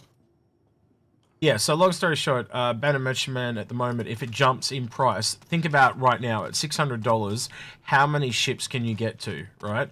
And then once as it starts to jump up, every time it goes up by another $50, look at all the things that you're losing. So right now you can jump, you can't jump to a carrack because the carrack's the same price. So essentially, the other way you want to look at it is, what ship do you want? Because if it goes past the ship that you want, you might not have any choice. And that's the problem at the end of the day. But if you've got your CCU to that ship, already, even if it jumps in price, you could still use that CCU. You can do the backwards thing. Yes, you can protect yourself that way as well. Yes. So gives you more options. So if it's a ship you want, but you're just hoping to get a cheaper CCU, you could pick up the CCU now for that ship, and then if it jumps where you can get a cheaper one, you just get the cheaper CCU. If it jumps beyond that, you've at least got your CCU locked in. So we just need to talk in game real quick. I think what's happened is someone's come here and killed the guy in the crate, because you and I found the crate, right? And the crate was open. But I think what's happened is they haven't killed the lieutenants at the other two, so I actually think we have to come back before we go forward. Okay. So we either need to go back to Solanke or, what was the other one? Broadview or whatever it's called. Brushwood. So do you want to go to Brushwood? Because look, it's just over there. We can go back up that building and go to Brushwood. Gotcha. All right. So sorry. Next question. That's okay. Next question is from Fraser McLaren. Fraser McLaren's question is when. That's the one we were just answering.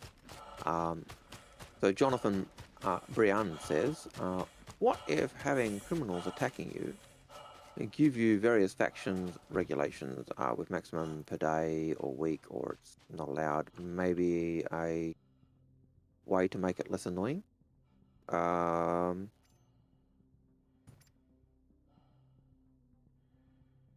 not sure. Sorry, gives you. So basically, he's saying what about if pirates attack you? What if that gives you a slight boost to your other factions rep? With a maximum a day bonus because you're being picked on by the pirates, I suppose. Although I'd expect that to also see if you're attacked by pirates, then your rep with them goes down as well. So if you're doing one way, if you do one, to give you one hand, you're going to take away with the other. So Your thoughts? No, I kind of agree. It needs to be a give and take on anything. Kind of comes back to everything we talk about with design and stuff. There's got to be things that you hate for the things that you enjoy. Yeah. That's that line from Space Tomato, isn't it? Yep. The game's going to have. There's got to be things in the game you hate for it to have that wide appeal. If it's just everything, if it's a perfect game for me and it's everything I love, man, it's going to be a boring game for some of you guys, and vice versa. So, next question is from Benj M. And Benj M's question: would you expect vehicle repair costs to fluctuate like fuel costs? Yeah, I would. Creating, different parts, different components. You know, look at what we're experiencing in the real world with inflation right now because things are hard to come by. So it's the same thing. If they can't get a particular metal that they need to make your ship, it'll simply cost more. Now, here's a question. Will my hand repair of my ship increase the repair cost because they've got to scrape it back and redo it? Or will it reduce the repair cost? Because I've kind of repaired some of the damage already. So,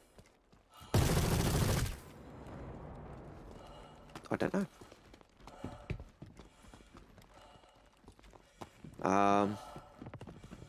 Express 888 has a question. You really want these guys crewing your ship? The AI? Yeah, well, they're basically spuds, aren't they? At the moment. If they're doing but when you get them when they're SEAL Team 6, they're deadly. But if you've got them, like I said, if you're doing the manual labour in the dock, stacking the cargo, and I can't see them, and I go down and the cargo is all nicely stacked, then yeah, sure.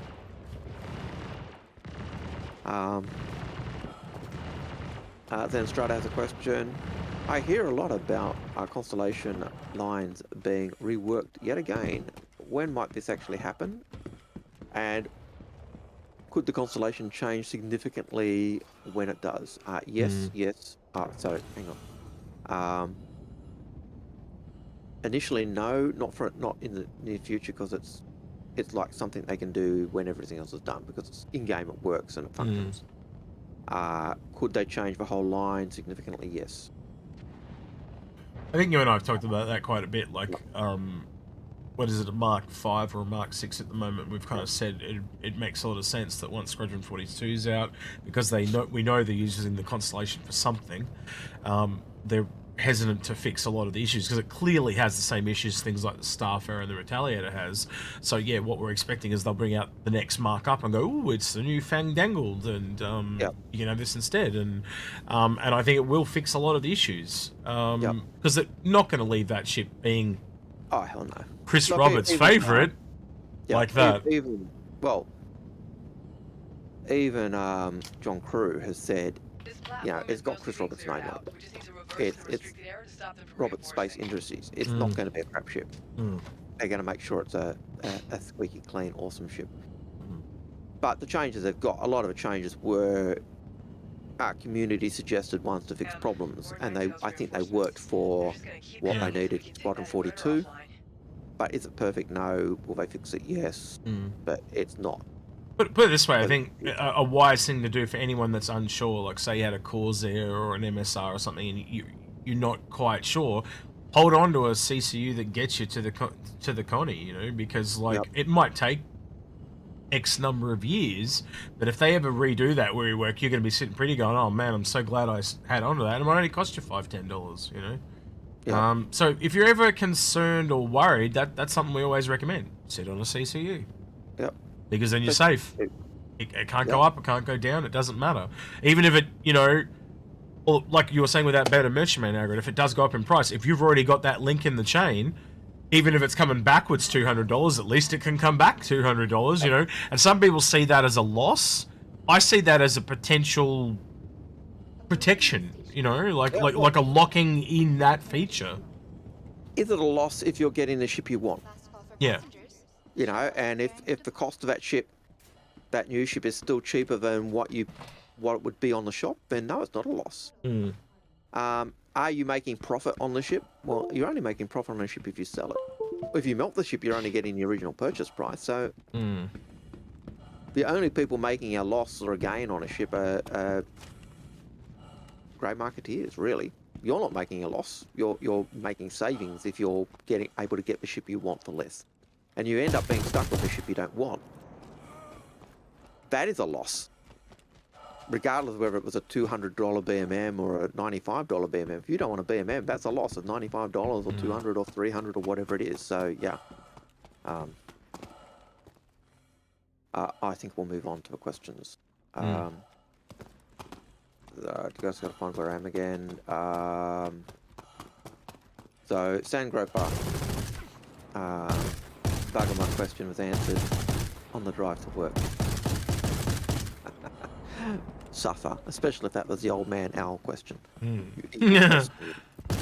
Karma got you back. You were up here. You were up here, Sandgroper. You're now down here. You know, so you've dropped. Old man owl he's very disappointed in you. And yes, if it didn't sound like old man owl, it was because I didn't do my usual intro for him.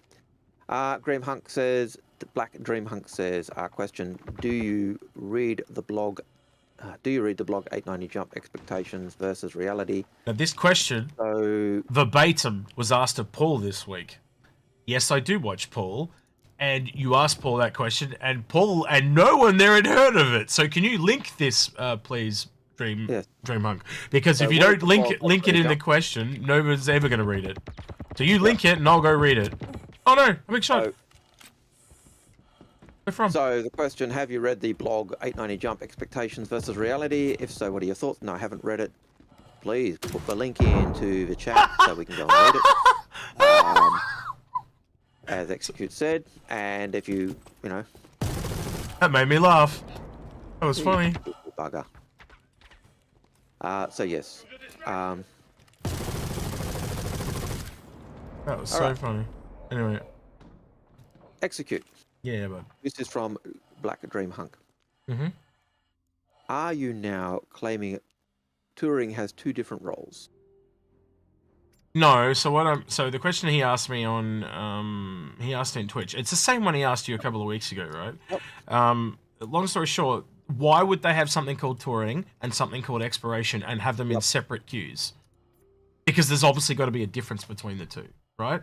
Yeah. So they don't just call it touring and go, oh, it's also exploration, right? We just don't know exactly what at the moment. And I think that most people would agree, if you break down what touring and exploration could be, touring is just like cruising around the system and seeing the sights, and it is a form of exploration, but it's not the same as like deep space exploration or going down to a planet and discovering like an archaeological dig or something like that. It is just casual.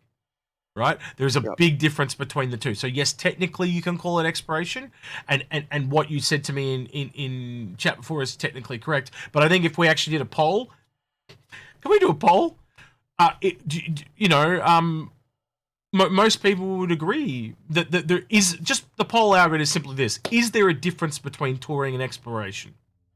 Right, and I think most people would agree, right? Because this is you've asked this of us a few times, and you've obviously asked this of a few other people. So I just kind of want to, I don't want to attack you or anything like that, but I want to kind of put it to bed because it's come up a few times. And at the end of the day, I also said to you, we just have to kind of wait and see because we don't have those details flushed out. But just using logic, like if you look up what touring is and looking up what exploration is, it doesn't take a genius to kind of go, well, this is kind of what that should be, and this is what this should be. And I think you'd kind of agree. Yes, technically it is a form of exploration. You are correct, right? You are technically correct. Is it fully flushed out? Algared, you tell me your thoughts on that. Where do you see it landing? Well, I don't see exploration fleshed out at all, but I mean the difference between touring to exploration. I see exploration and touring as being very similar things. When I went to the United States to check out the Alamo, I was exploring San Antonio. Could I look at a map and see everything? Yeah, it had all been mapped out, it had all been explored, it had all been dug and everything else. The digs, in around the site, but have cannonballs still in situ. You can see the change of the buildings over time and see what's gone on. You can go into the museum and see stuff, but you can also explore the wider town and put things into context. Exploring does not just mean going and finding things for the first time and recording it for the first time. It also means going and seeing things for the first time, even though they've been explored. So touring is a form of exploration. It's just not the cutting edge form of exploration. Well, it's like when you have, like if you look up the word touring, you have those games that say, you know, something world tour or whatever. You know, they're driving around and visiting the place, but they're not real. Like, to me, I think exploration's got a form of science to it as well. Like there's why are we here? We're going to somewhere that we've never been to before. We're trying to break that. We're trying to find things. We're trying to discover. And yes, you are technically doing that with touring, but it's like mum and dad in a camper van as opposed to NASA going on a rocket to Mars. There's true, very big level differences, right? Yeah. And yes, I'm using very extreme examples there. But it's the same thing as, like, I'm expecting people that are in an 890 jump touring are sitting back very casually drinking, you know, champagne and stuff like that. But when you're in a Carrick, you're going to be a lot more serious. You're going to be a lot more game on. You're going to be checking the scanners. You're not going to be sitting there drinking cocktails and margaritas. They are similar yet different. You might be eating, you know, in your Carrick, you might be eating your MRE rations, right? You know, because you're out in the black and you've been there for so long. The 890 is going to have, if they're planning to go somewhere, they're going to make sure they've got the supplies that they need to, because they're going to a place that's known. That's kind of how I see it. But you know, exploration is part of touring is part of exploration, and that's how CIG have said it. It doesn't matter whether you like it or not. That's how CIG have said it. But it's not going to be exploration in the same thing. So yes, an 890 jump is an explorer, but it's for touring. It's not for, you know, it's not aimed for to go out in the black by itself. Can you use any ship to do that? Yes. Is it ideal to use a ship that's not necessarily equipped for it? Well, I wouldn't take a 990 jump to go explore ruins or somewhere where I've never been before. You know, like, let's just look at the Carrick versus the 890 jump. You've got repair facilities on a Carrick. You don't have any repair facilities on an 890 jump, right? That 890 jump is defensive, and it's designed to be in system and, you know, stop from being attacked. A Carrick doesn't have any defenses like that, but it's designed to live out in the black on its own for long periods of time. They are both exploration ships, as you call it, but they're built for different things. All right, so 85% of our audience says that there is a difference between exploration and touring. Yeah. I hope that answers it for you, Black. What was it? Sorry, Black Dream Hunk. Because it's not so cut and dry. Yes, there's a technically correct part to it, but anyone that's got like, you sit down and you break it apart, and very quickly they become two separate things. And even CIG has to recognise that, because they've called them two separate things. Yep. You know, and if you look at, and for as early as I can recall, they've talked about when they've divided what exploration is. Oh, they're telling me included as exploration. They're telling me to leave. How do we? Oh, it must be. How do we get out? Suicide, so you don't get the crime stat. But I don't want to lose all my gear. Dude, does that mean we gotta leave? I think. Do we just go back and catch the? Let's head back to the back to the start. Vagabond says you can just log out. I suppose, but it still. Will they still pay me? Lieutenants and other. Yeah. So SA says in chat, touring is known. Exploration is unknown. There you go. Real quick, my chat is telling me we should just log out. Oh, why? Because if you log out, it'll take you back to the habs and stuff like that, and then when we log back in, apparently it completes the mission. I don't know if that's true, but that sounds like to me that it would cancel the mission and not pay you. Yep. Let's just go get the elevator back. Oh, there's a car here. Get off as soon as you can, otherwise you get that crime stat like you did last time. Yeah, I'm just trying to find what's the quickest way back. Yeah, there's a shuttle over here to Heartmoor. Yeah. We'll just go get a ship at Heartmoor, man, and we'll fly out. How's that sound? Sounds good. I think there's one above us, actually. Okay, so... Really? What, up here?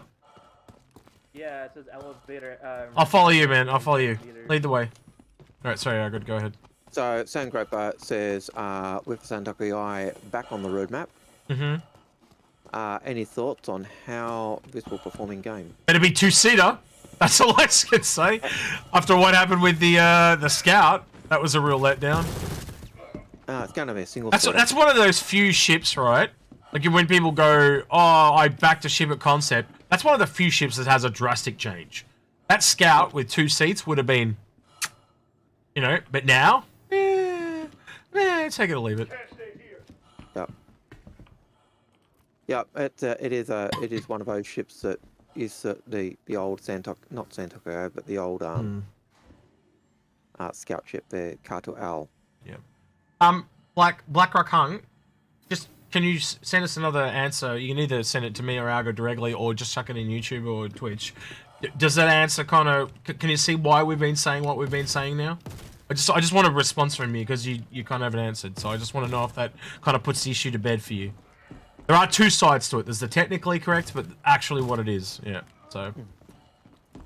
Yeah. Because this has been going on for weeks, just so everyone in chat knows what's going on, right? This is the thing that's Algared and I've been talking with Black Hunk backwards and forwards on for weeks. So I just kind of want to put it to bed.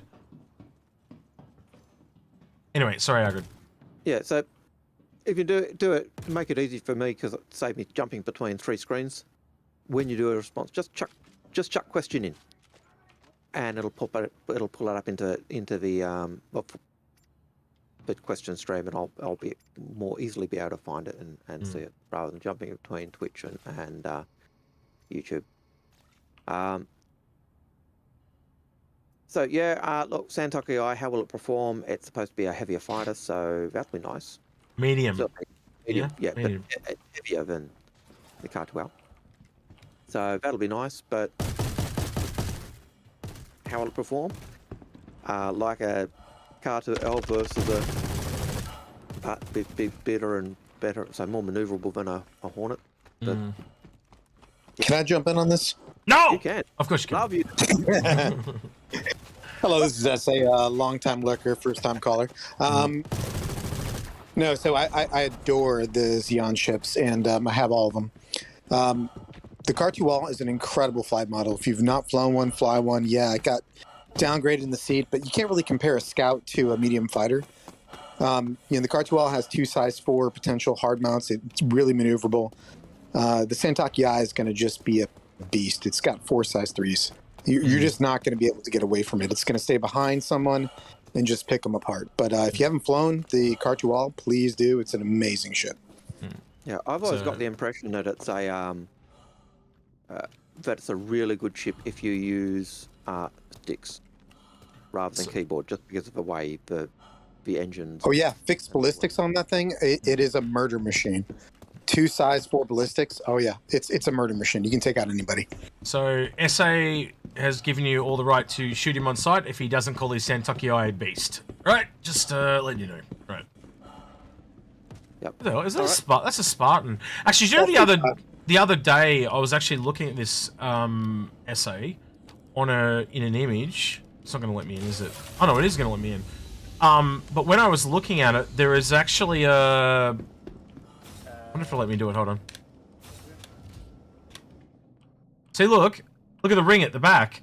That's where your command and control node's going to go, on that ring. I know you've probably got to wait for stream to come through, but no. It's I agree 100%. Like there's more to the model, and we talked about this. It's No! What's this guy driving? What are you doing? What the fuck? I'm trying to move that away from the elevator. Are you dying? What are you trying to move? It was in front of the elevator so we can access. Oh, you were pushing the Spartan, and I was sitting in the Spartan, showing stream the Spartan, and he just started going all over the place. Sorry. Whoa, okay. Got a nice little bug there with the falling animation, but anyway. All right, sorry, SA, you were saying. My bad. Sorry for interrupting. Yeah, no worries, man. You're streaming. Yeah, I mean, the short of it is that the Spartan has hardpoint mounts that they're not currently using. Mm-hmm. So yeah, there's definitely more to the design. We talked about this with the Atlas platform. Yeah, there's yeah. a ton more that can do with it. I know. But to me, it didn't like. And I'd never kind of really seen it above like that before. And when I saw that disc, I was like, that is 100% everything we've been talking about. Like that's going to be the connection point. Yeah. Yeah. All right, dude. So I'm just going to head straight up and out of here. Okay? Are you cool with that? All right, I'm fine with that. Engines on. And I'll give you the ship, so you can have the ship. All right? You can take it with you wherever you want to go. I don't need it. Systems on. Well, by the way, when you guys do your episode on body armor, basically armor and weapons, you're not invited. No, you're not invited. No. I will crash that party. Yeah. Crash it. No. You don't need. No, what do you mean you're going to crash the party? How can you crash a party? You have to ban me from everything. I would have expected, and Execute's comment gives the impression that it was expected as well. Believe it or not, but you were going to be there when we do that episode. Yeah, I mean, I am definitely get you. That owns body armor and weapons, so makes sense, right? I'm trying to think who the other, maybe Osiris if he's around, but Osiris is always notorious hard to get these days. So he is notoriously hard to get, but as a former combat medic, he has an invaluable perspective on combat. I don't know, might have to find and the value of, and I would imagine the value of armor. I don't know. You tell me. You're the American here too. Is that there's no shortage of gun nuts, so I'm sure we can find some kind of SC gun nut. I mean, there's Kirby. Kirby's current military as well, so yeah, and he's choice. Yeah, he's more of an officer admin type, so yeah, he's got a different perspective as well. There are a lot of guys. I mean, pretty much every American, or 50% of the Americans that watch the channel probably own a gun, so they're all gonna have opinions. They're not valid opinions, but they're gonna have opinions. That when we do that, we do armor and weapons, and your suggested variants. And your opinions. There'd probably be a lot of variants, I'm going to be honest with you. Yeah. How do I get back to Horizon from here? That's a really good question. Yeah, I don't know. Any idea how to get back to Horizon from here, man? Unfortunately, no. It all relatively looks the same to me. Yeah, it's pink pea soup all around. Yeah, he said it all looks... Yeah, but they're going to fly up for like 100... Like 100, what is it, like 60 thing to get up there. Oh, I guess we're going for the long fly. Yep. I didn't say I had a good answer, I just had an answer. Alright, what's the next question, Algared? Robert Voles has a question. He says, where do you see the base Endeavour ending up in price? So how long is a piece of string, Algared? Yeah, that's way too early to tell, man. That thing could astronomically go up. That could be... Let's give you a gauge. Where it is now to larger than a Kraken? I would say from where it is now to $2,000, and I shit you know when I say that. The only thing I could see that might mitigate that price is where they jack up the price of all the modules by... I think that's that's an important statement to make too, is with no modules, it drastically reduces the price. Because, so I'd say... Yeah, maybe $1,000. I don't know. I'd have to... Yeah. That's really hard to quantify when there's so much gameplay we haven't seen. Yeah, I think the only thing we can say with that is we know it's going to go up in price because it's like dirt cheap for what it is. We know that it's grown in size significantly. We know that it's got masses of options for gameplay. We know it's an end-game ship. We know it's almost an org ship for the science gameplay. What? So look at it's telling me it's going to auto self-destruct. Turn it back. It just came over and said if you leave, it's going to auto self-destruct. Welcome to Horizon. You can come but never leave. and you guys say that Hurston are bad. I put it to you guys. How are Hurston the evil people in this system? All right, so what I'm going to do is I'm going to head back to Solanke platform and we'll just catch the tram back. You've got evil Microtech who are Frankenstein making monsters because, oh, all the seed animals died. So let's create an arboreal stalker to fill in a niche, a need in our food chain. Yeah, let's make an apex predator that will eat us for dinner. You've got these guys who can't even govern a planet. You've got an arms dealer, manufacturer, and components guys. They're all as bad as each other, and yet, oh no, Hurston. Yeah, but you make people wear plastic bags on their head. No, we don't make them. You just No, enforce. Execute. We don't make them wear those plastic bags. That's just a small manufacturer making a breathing apparatus for people. If they're just bags, well, that's a person's personal choice. Old man Alzheimer's. That is so gonna stick. That is so gonna stick. I can see it now. Algared, I have to ask, like, is that a Southern accent, like a U.S. Southern accent? It is my very impersonation of Jimmy Stewart. Oh God! Jimmy Stewart is my muse for Old Man Al Hurston, but it is, and I know Jimmy Stewart's not a Southerner, and yet that's what I've always. Well, I mean, so one thing I will throw out there, by the way, this is a total tangent off any topic. If you've not Googled Jimmy Stewart, Google Jimmy Stewart. Yeah, Jimmy Stewart is a legend. He is a badass. Like, he is an incredible actor and actually a war hero in World War II. So yeah, so Jimmy Stewart is the muse for Old Man Al Hurston. So, like, if you read his full story, you're not going to believe what his story was. Put it that way. Yeah. So he's certainly a character and an actor that I've always liked. So, but for some reason, even though he's kind of mid, like he's not north, he's kind of middle. But I've always, for some reason, I always just picture him. I always pictured him as being this Southern gent. So, and I don't. Well, it's To Kill a Mockingbird. That's why.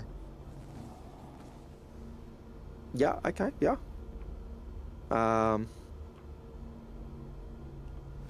So. Yeah, that's I can't explain it other than that, just to say I've always just pictured him as a Southern gent. So yes, it is a kind of a very bad American Southern accent with a Jimmy Stewart bent, and part of the reason why I was no is because I think Mr. Smith goes to Washington, yeah. Washington. That kind of. Hey, dude, we've only got to get out. We don't have to survive, right? Dude, why didn't you just log out? I mean, I want to keep the loot I have on me. Cause he's Execute. It's not fun if it's simple. Oh, there's the answer for you. It's not fun if it's simple. So yeah. Anyway, let's move on to a question. Question A. Issues I see at the point of time, at this point of time, is 99% of the time pirates don't have crime stat. So when you fly around reverse, you see a group of ships with no crime stat. You go along with your day and then you get pirated. You can't defend yourself without getting a crime stat. Do you think proclaimed pirate orgs should have full-time crime stat? Hang on. Yeah. I think if you're saying I'm a pirate, then yeah, you should have a crime stat. Sounds good to me. If you're trying to use your I'm not a pirate tag to lure people into false PvP because you're a PvP head, then I think that's not really good. Would pirates do that type of thing? Yeah, sure. But I think it goes into that whole, you must do this with me, otherwise you're ruining my fun. And if you're enticing people to come and play, but not putting in the idea that it's going to be PvP and using it as an excuse to pirate them, that is... Uh-oh. That's not good. You know, so That's hilarious. Uh-oh. yeah, he's a restricted area, and he's in and he's going through the tunnels of pain. You know. I shouldn't have turned the shields off. No! Damn it! I shouldn't have turned the shields off. Damn it! I was almost out. Ah! Oh well. Just El Megia. Oh well. So, yep. Moving right along. Well, can I add one thing real quick? You can chuck in on that question. I thought you disappeared, but now you're back. No, I did. Yeah, I just wanted to reset. I mean, y'all are across the globe for me, so it's a little bit delay. But I mean, one thing to remember is that CrimeStat is alpha right now. I mean, it is literally the first of the first of the first version of CrimeStat we're going to get. So eventually, my hope is that they bring in some type of system where there's reputation tied into a player versus the CrimeStat they previously had. Pretty much like today, where you can run a background check on somebody and find out, oh, I mean, you robbed a bank. Damn. All right, you know, do I want you as my chief financial officer? Probably not. But, you know, as far as like people baiting people into piracy, I mean, and the other side of it, that's gameplay. I mean, honeypots, whatever you want to call them, there are, you know, that's a real thing. People baiting people into crime. So, yeah. Oh no! Not again. But I think if you're saying, hey, come and mine with us or something like that, you know, and then someone goes up and you use that and it's just, all right, give us your ship now, we're taking over. That's... How are you meant to get back up? Someone was telling me after the last, you know, I kept falling down and my time and the thing kept going up and up. I was saying that there's meant to be a way to climb back up so you don't actually kill yourself, and every time you kill yourself is why the timer was going up. I thought they said every time you jumped off, it was being seen as an escape, so it was making your time go up. It's stupid regardless. But I try to avoid prison, and I don't. Usually I just, once I get to CrimeStat, I'll just either sit there or log off. You think that they would just have a like, if this was a real place, they'd just have a ladder to climb back up? Well, there's got to have been. But there's no way up. Like, it's just so badly there would have designed. to be something, because wouldn't you at some point need to do repairs down here? So how do you get up?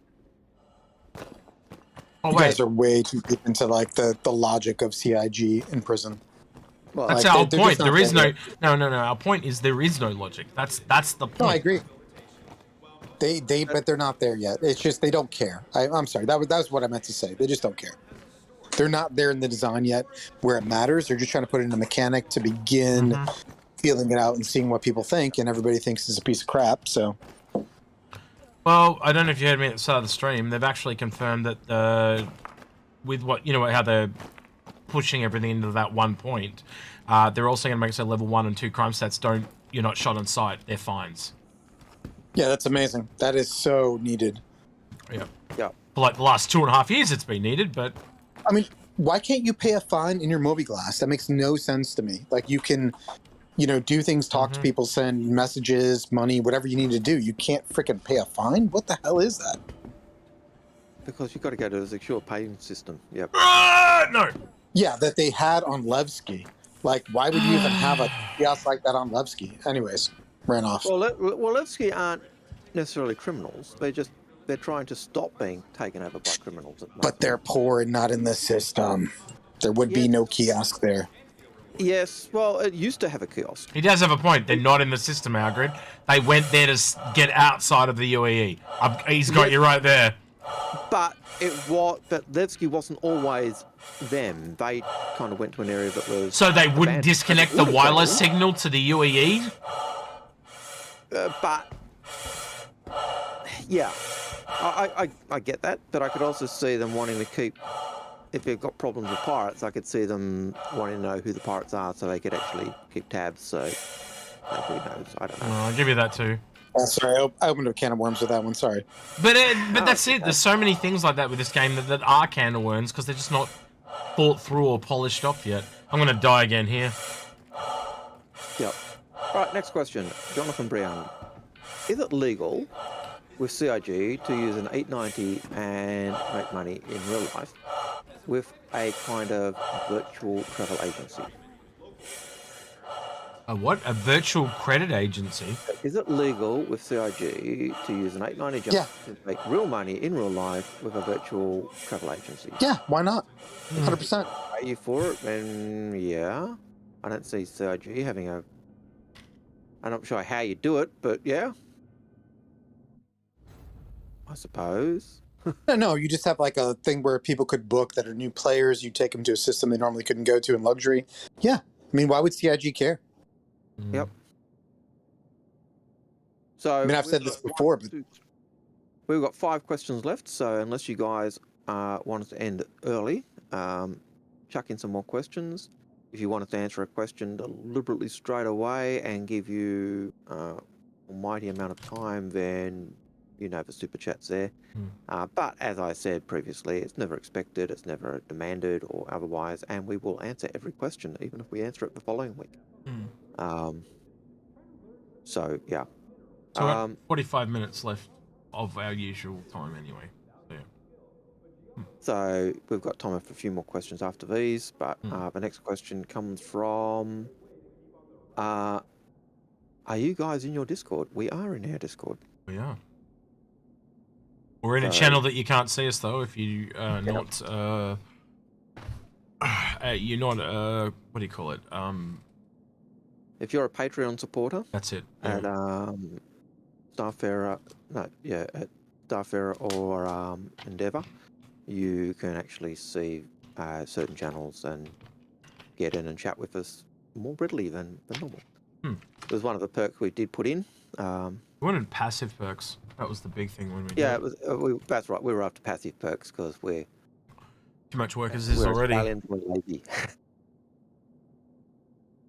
But it's those channels give.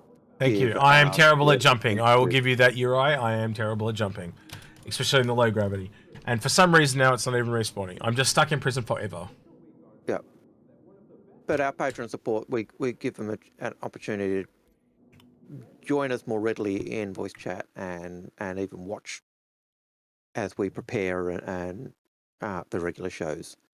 That doesn't say we don't get into voice chat with anyone else, because we do. But yeah. Someone Anyway, said so Latine, that's a question, by the way, the person in chat. You need to put a question if you want to ask a question, and it goes off to our bot and they all come in a big list and we answer them all. But long story short, we didn't say for weeks. We just said they're very different. But yeah, if you want to ask that as a question, I'll go into more detail, Latine. But you need to put question in your question for our bot to take it out. Yep. Otherwise it gets buried in chat and we don't see it because we're juggling between 2 chats. As well, oh, Silver Jugger just reminded me. Yeah, we hit 13k subs. So yeah. Yeah, I think nice. we were 13. Damn, man. 11 this morning when I looked. Oh, 11. We've gone up. Nice. Yeah, it went up a little bit more. So we were sitting on 13,000 for a day, I think, at least. So it was nice to see us creep past that. It gives us a little bit of a buffer from dropping below. That's one. Yeah, that was pretty awesome. So Sangropa, we see CIG reworking ships, but does CIG need to rework its naming conventions? Yes, and we did answer that earlier, I do believe. We did. Yeah, so you answered that earlier, Sangropa. But yeah, long story short. That's because he was driving to work, I think. He said you answered that. So this is what we do to get him back for the stuff he did to you earlier, Algared. You just go, you should go back and watch when we answered that earlier. So it's to sift through the entire stream to find it. That's right. So just watch the stream and you'll see that answer come up. Yeah. Because old man Al Hurston, he remembers answering that question. And he doesn't like repeating himself. Revelant has a question. Are there any new Endeavour modules that you think... Are there any Endeavour modules that you think are a must-buy out of game? We've talked about this quite a lot. But realistically, we don't think there is any... What was the most expensive one? $150? There wasn't really any that you couldn't just earn on your own fairly quickly. Why am I... But the modules that I think you would certainly want to get and depending, and it depends on the price. Like even if you look at the most expensive one, if you triple the price, I think the most expensive one, as Execute says, was about 150. If you triple the price, that takes it up to 450. Yep. That would be one you might consider getting. But most of the modules, if you triple the price, they're still under $100. They're still under, and we usually say, look, if it's under $200 or $250, if you're looking for bang for buck, it's not the best value. Now that is not saying, oh, you're headless. Oh, she's headless. Yeah, she is. That is not saying. Hey, don't tell anyone, Algared. It wasn't me. Honestly, it wasn't me. No! I can't even get down the stairs with this gravity. It's a nightmare. You just slow down. Slow down. You walk too fast. Stop complaining. You got to meet the morning last. So yeah, it's not saying those ships that are under $200 are bad ships. It's just saying when you're looking at wanting to get bigger ships or wanting to get the best bang for buck, there are other ships that will give you that. And when people come to us, they usually got lots and they're saying, I want to get this ship, but I can't afford it. And you look at their fleet and they've got dozens of $200 ships or less ships. And you say, if you melted half of these or most of these, you could actually get this, this, and this that you're actually saying you want. And they go, oh. But it's never saying any of those ships are bad. It's just saying for bang for buck, they're not as good as they could be. I had a content creator that I was talking to, and I won't name who they were, but they were talking to me during the week, and they said, oh, so you guys always recommend people get big and flashy ships, yeah? And I'm like, no. Where did you hear that from? And I had to kind of explain the whole analogy of most people have all these little fighters and it's consolidating them up. But if you're a new person to the game, we only really recommend you just get the starter ship or one ship you really like. We're not encouraging people to spend crap loads of money. It's just trying to fix that buyer's remorse issue that we see coming. People get what they want, and and when you got someone, when someone literally comes and says, "I really want to do mining, but I can't afford a mining ship," and you look at their fleet, and they've got everything but a mining ship. Yeah. And you go, well, if you melted this stuff, because you've actually got it repeated here, and here, you could actually buy that ship. And that's really it in a nutshell. It's that and the earn down economy. Yeah. And then they say, yeah, but I really like these ships. And you say, yeah, but if you've got this bigger ship, you are going to be able to earn the cash. And the classic example I use is Xeno Threat. I did Xeno Threat in an Aurora. I made bank on the Aurora. But I did Xeno Threat in the Retaliator with upgraded with the infrared missiles, and I made bank in a mission. It was chalk and cheese in terms of which was making the more money. And that's... Hey, Google, set a timer for 3 minutes and 40 seconds. And that's just the economy there, so yeah. Can I add to that, by the way? Yeah, go for it. Yeah, so if you never, ever, ever want to do hauling, mining, whatever it's going to be, all you want are combat ships, then, you have a different consideration, right? They're talking about the value of what you are putting your money into, your real world money and credit into. So, look, if you only want to do combat, that's it. You never want to own any non-combat ship, then your calculation is different. But what they are saying is valid. They're recommending ships for bang for the buck. And, I'm a combat guy. I love combat. I'm going to bounty hunt. I do own some ships with cash that are bounty hunting ships. But that being said, I have an Endeavor, I have a Reclaimer, I have all these things because I want to dip my feet into those pools. You don't want to do that? Then, buy the ship that's best for you. And we do always say that as well. It's never just, melt this stuff and get this. It is always, we are always trying to help people get into the professions they say they want to get into. And, but it is looking at what will stretch your dollar further to get you the most gameplay that you say you want. And if you've got 50 fighters or 50 light fighters, do you need 50 light fighters? Oh, another headless fellow. Well, and it's a game, right? To be honest, get a starter pack. That's it. Yeah. Yep. Yeah, You can earn every single thing in game. Yep. All you need 100%. is an Aurora, and you can earn everything in game. And the Aurora is a fun ship to fly. I mean, I just have to say it. It's my favorite ship to actually take out and do things with. Yeah, I do like the Aurora. I also don't mind the C8X. In other news, SA is easily amused. Okay. I mean, it's kind of like the hard mode of starter ships, right? Like it's not maneuverable. It's a little slow. It's a little clunky, but it's fun. But it's also tanky. So it's slow and cumbersome, but it is what it is. It's a tanky little thing. But yeah. And it's got a bed, so you can actually take it and go into black and log off and then log back. So it's I think the bed for the Aurora in those starter ships, those that have a bed, that they're racing a hole. Yeah, 100%. Well, it feels like when you fly it feels like you're accomplishing something, and I love that feeling. Yeah, I remember when I was doing when I was playing with the Aurora, and taking out the base, the MR, and getting to the point where I could actually upgrade the weapons and the components. And just upgrading the weapons just meant you could do so much more, and just upgrading the components gave you so much more you could do in that little ship. But yeah, it's a great little ship to fly, and it's enjoyable. But if you've got, if you've got a package with 5 of them in, do you need 5 Auroras? Do you need 5 Mustangs? And what do you do with them? And do you need 50 million Mustangs unless you're a test squadron? You don't.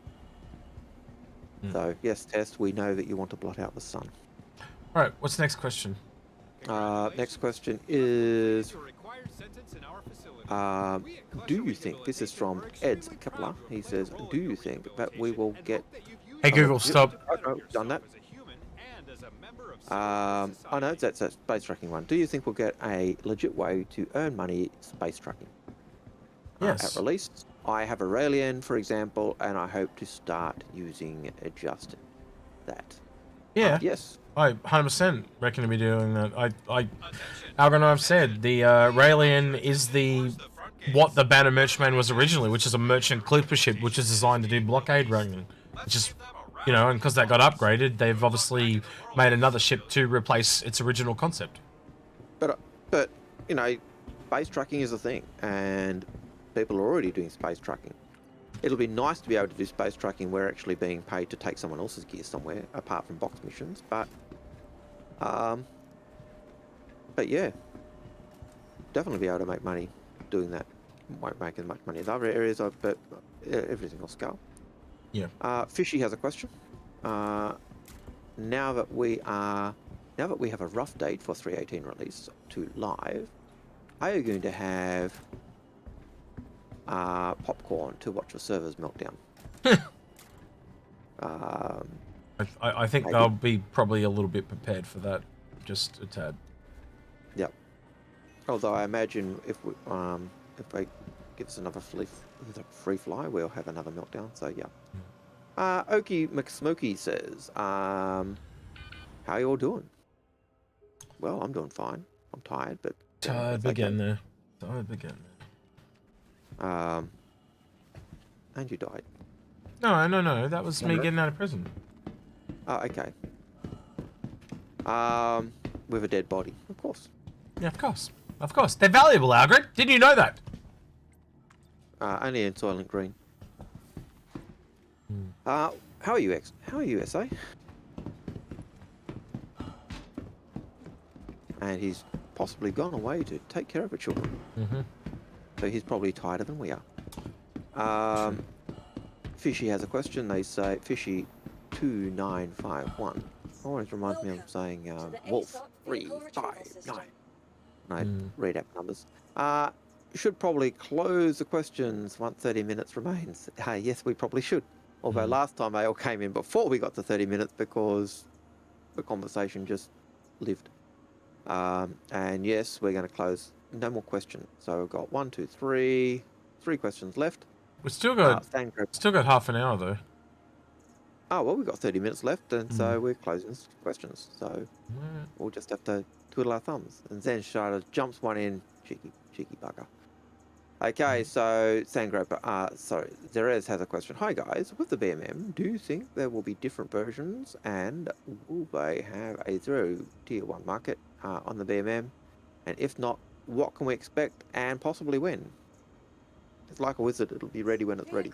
I can't really give much more than that. We know it's been worked on.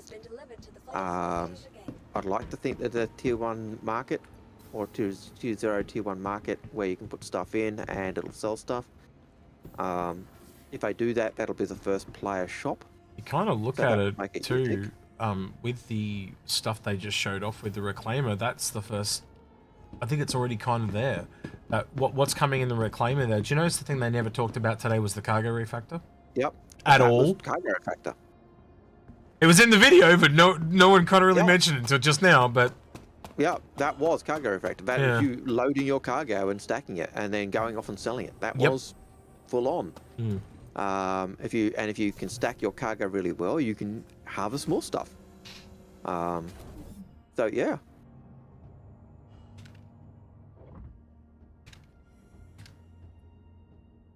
We actually answered every question from last week, I thought, Sangropa. We did. You just went here. You were driving. Yeah. I thought we went through every one of them. Don't tell me I just 30k'd. I'm going to be really annoyed if I've just 30k'd. Okay, you 30k just because you said don't tell you that. Yeah. Oh, wait. No, I'm an idiot. I got in the turret. Oh, you idiot. You Gumby. I'm like sitting here going, hang on, that looks really familiar. Alright, so Silver Joker has a question. He says, do you think the Terrapin will be able to hack into other ships' comms? Not just scan them and watch the video trailer. Anything is possible with the variant, but at the moment it is technically an exploration craft. It is not a data runner, so to speak. Yep. Do I think exploration will work hand in hand with data runners? Absolutely. Do we finally think that there may be a ship that does both?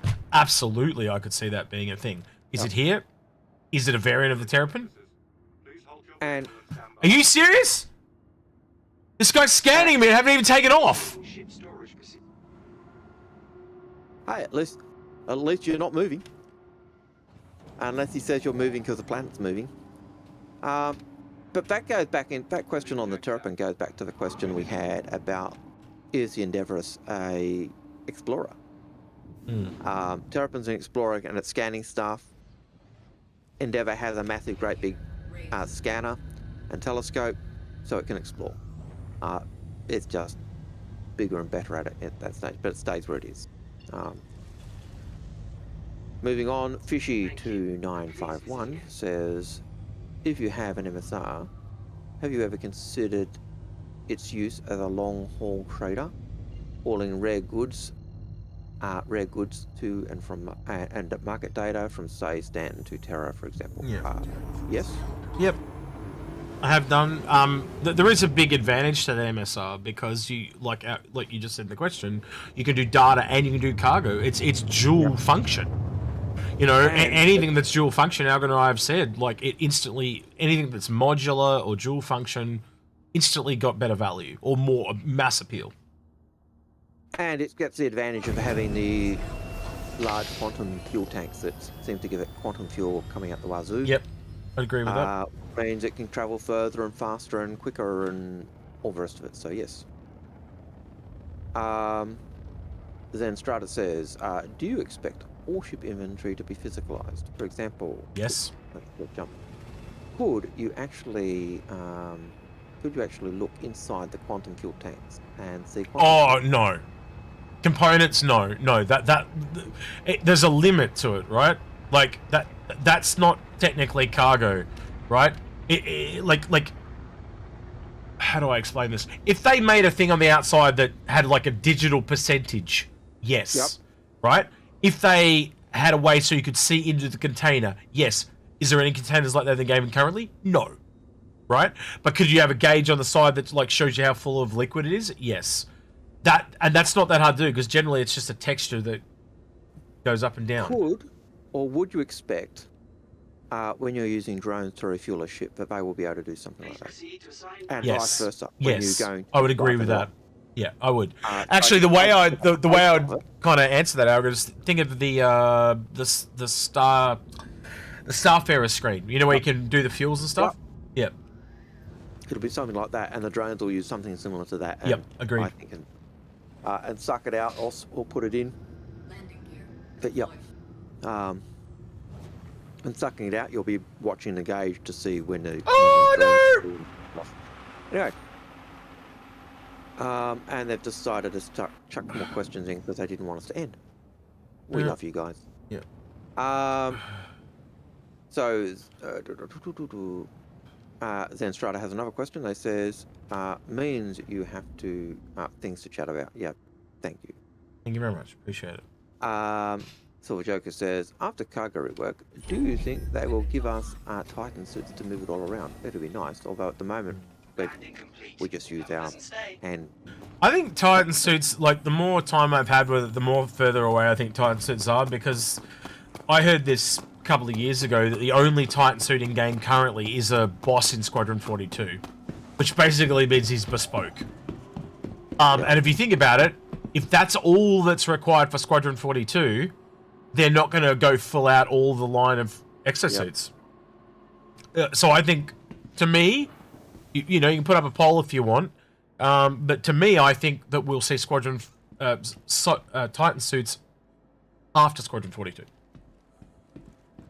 Wow, it's probably that's, probably why we haven't seen things like the cutter in that Algared. It's because it is a Titan suit, so they've just gone, oh, we'll just push that to the side. Yeah. Yeah, it sounds. I mean, that's very disappointing. Yeah, but you can't have. You're a crybaby. Just move on. No, I'm kidding. No, I mean, like, Titan suits are part of the infrastructure of the verse. I mean, like, yeah, not having them is. But it's that Squadron 42 versus Star Citizen thing again. You know, they're not really needed in Squadron 42, other than that one very particular spot. And if they can kind of hack it through and push through a boss, do you know what I mean? They've done that. They've now moved on. They will come back and probably take that boss as a baseline. But an AI-controlled Titan suit is vastly different to a player-controlled and operated Titan suit, because they can fake it.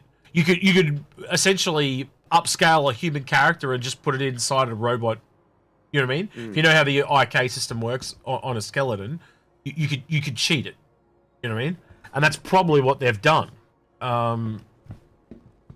But yeah, down the line, it's definitely a want and a need thing, and it falls back to a want, not a need. Yeah. But to answer Silver Joker's real question, how are we going to move the cargo around? We'll use the hand tractor beams or the big rifle version tractor beams that have come out. So, and you saw them using the hand tractor beam to move the crates on the reclaimer. Sorry. So that will move it, and selling the cargo from a retaliator. No, that would have been stage 0. So you're stacking those crates up as you're making them.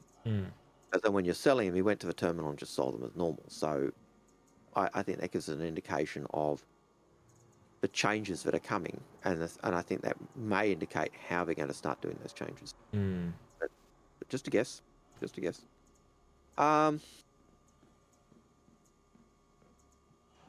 Ed Kepler has a question. They told us about making hauling missions. This will be a delivery with trading terminal. Moved. Anything that will be with cargo at release. I think hauling mission. I'd like to see hauling missions, and I know they've talked about that, where it's more like a big box mission, but it's doing it for full cargo rather than you investing your money into the cargo. And I do find it interesting at this stage, Algared, that we know apparently the cargo refactor is coming, but the whole sea is not on that list of ships that is coming. So I'm really like, you know, I question, like, is cargo refactor actually coming? You know, you'd have to think the whole sea is coming along with it. You know, do you remember at the start of the year, with the roadmap, they literally had whole A, whole B, whole C, whole D. I think they had like 4 of them. There was one every single quarter. We're coming up to the second last quarter of the year, and the only one who've got the whole A so far. So it makes me wonder how far back has the cargo factor pushed things. So yeah. But I just looking at the Reclaimer, the way they were doing the stacking the cargo, which I think is part of cargo factor. I agree. And I think that's a tier 0. That's where we're seeing the first implementation Actually, of that. that's a really. Let me have a quick look, Algared. Let's pull that video back up. Yep. Was that all what do you call it? Was it all stacked properly, or was it manually stacked? So let's just see if I can find it. I know you can't hear Algared, but you don't really need to hear. You only need to see. Yeah. It looked pretty.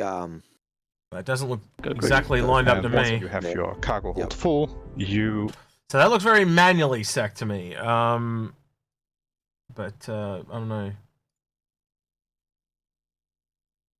I don't know, you tell me, Algared. That looks pretty manually stacked to me. That's manually stacked. Yeah.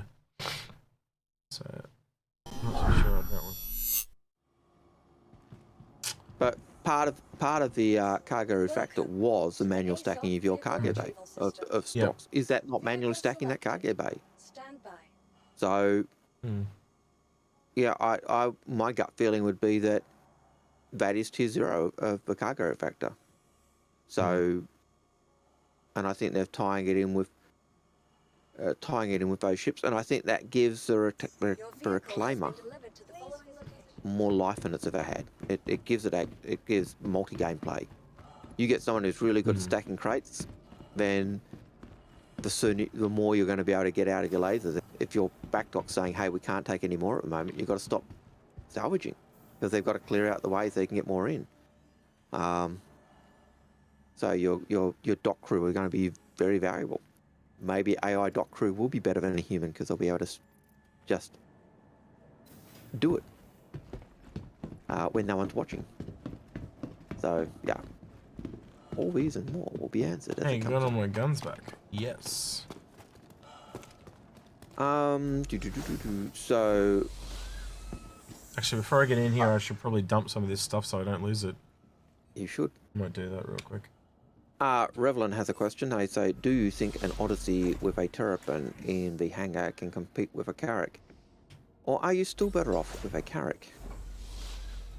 Yeah, this is kind of like going back to what we were saying, the difference between tour and exploration. They are both explorers, but they are fundamentally doing different roles. One is very planet side and one is very space side. I don't know how to explain that, Algared. How would you... Well, I would say the Carrack is still better because it's cheaper. There you go. That is a simpler way to look at it. Odyssey and a Terrapin is going to be more expensive than a Carrack. Which also gives you a C8 and an Ursa included in the price. So for me, the Carrack over an Odyssey and Terrapin is still a better buy, still a better purchase. In-game purchase may be totally different, and it's not saying the Odyssey is crap. It's just saying. I don't think the Odyssey is crap. I just think it is. It's exploration, but it's a way more defined parameters. Where in the Carrack, you're kind of going out and you're stretching your wings and trying to find the different things that you want to find. Like, it really feels like you got that freedom and you're trying to actually explore. Where in an Odyssey, you are on a planet. You are almost monotonously going along, scanning and trying to find very valuable plots of land, right? And to me, that is just not the same appeal. And I think anyone would say that. Like, if you are that explorer, it'd be the same thing if you had a Reclaimer, right? Yeah. You're technically exploring in a Reclaimer when you go into a hole and you go through and you search all the stuff inside it, but it's not the same as, hey, I've just discovered a wormhole. It's not as...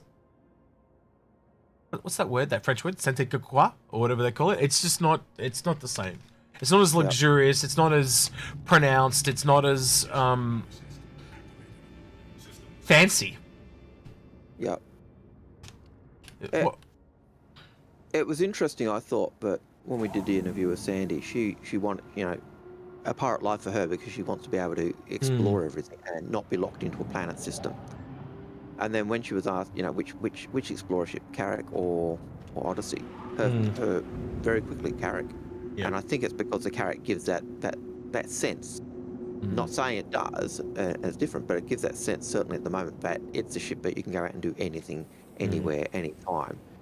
And for anyone who doesn't want to be locked into a system or locked into a particular gameplay, that's why the Carrack, I think, is so popular. Yeah. Because it does offer such a wealth and depth of options down the track. I also think we'll see people trying to use it in system, not yeah. in the role that it's intended, if you know what I mean. Like, people will try to use it as a daily driver. You've said it yourself. Because it does everything. Will it cost them a little bit extra to use it that way? Yeah, absolutely. But will they possibly get away with it? Yeah, possibly, absolutely. You know, but when they get into a fight, that's where the shit's going to hit the fan. Yep. Can you use it as a cargo hauler? Yep. I've used it as a cargo hauler. Yeah. I mean, like trying to take a Starfarer or something to do exploration, though. You know what I mean? Like, it's overkill. So, yeah. We'll see. We'll see. And theoretically, yes, you could probably use a Carrack to do repair and refuel, depending on what drones you've got. And what supplies you've got. So during the week, Algared, I've managed to finally grind all the way up to EXRTs. Oh, nice. If they actually have one here. Here we go. Look, group warrant. I'm going to attempt this, but I'm probably going to fail miserably. But we'll see how we go. Like, Execute hasn't blown up enough for us today. Yeah, here we go. So he's doing this bounty to try and blow up for us. Very nice of him. See. Okay, we've got 3 questions to go.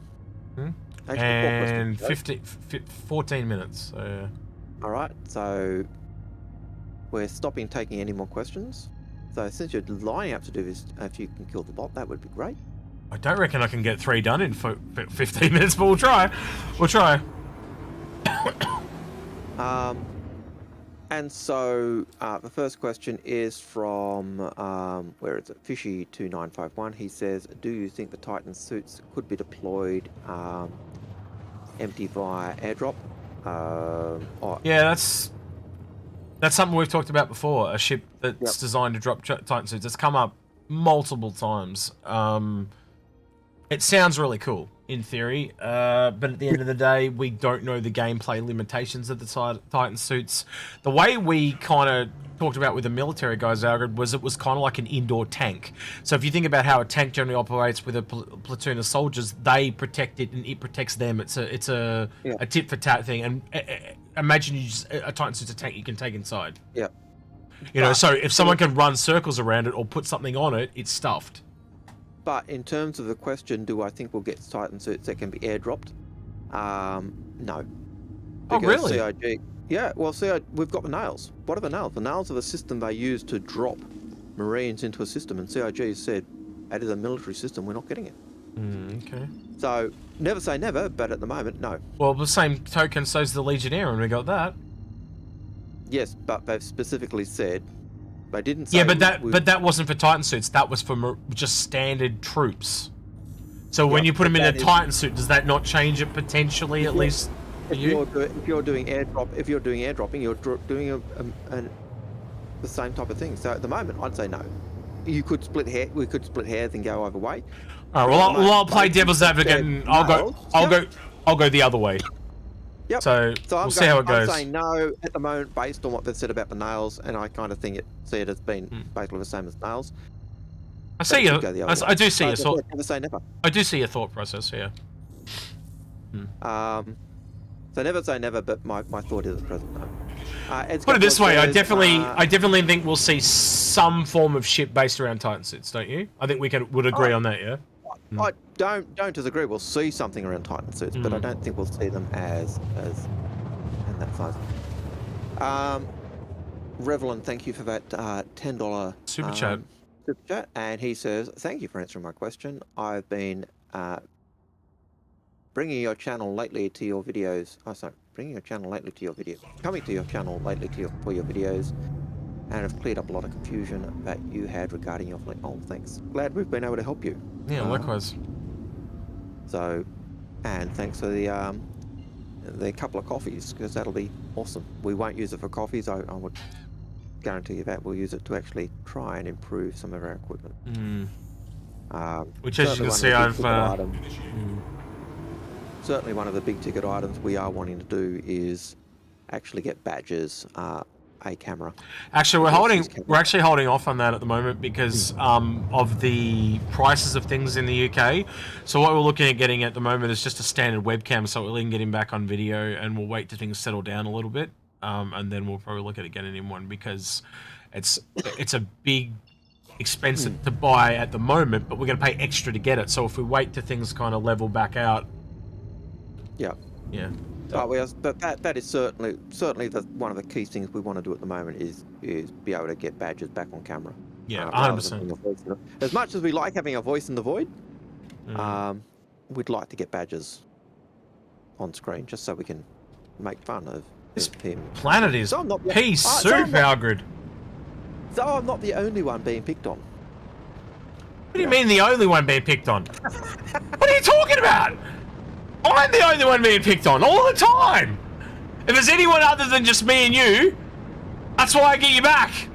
Because as soon as it's not me and you, I'm getting picked on all the time.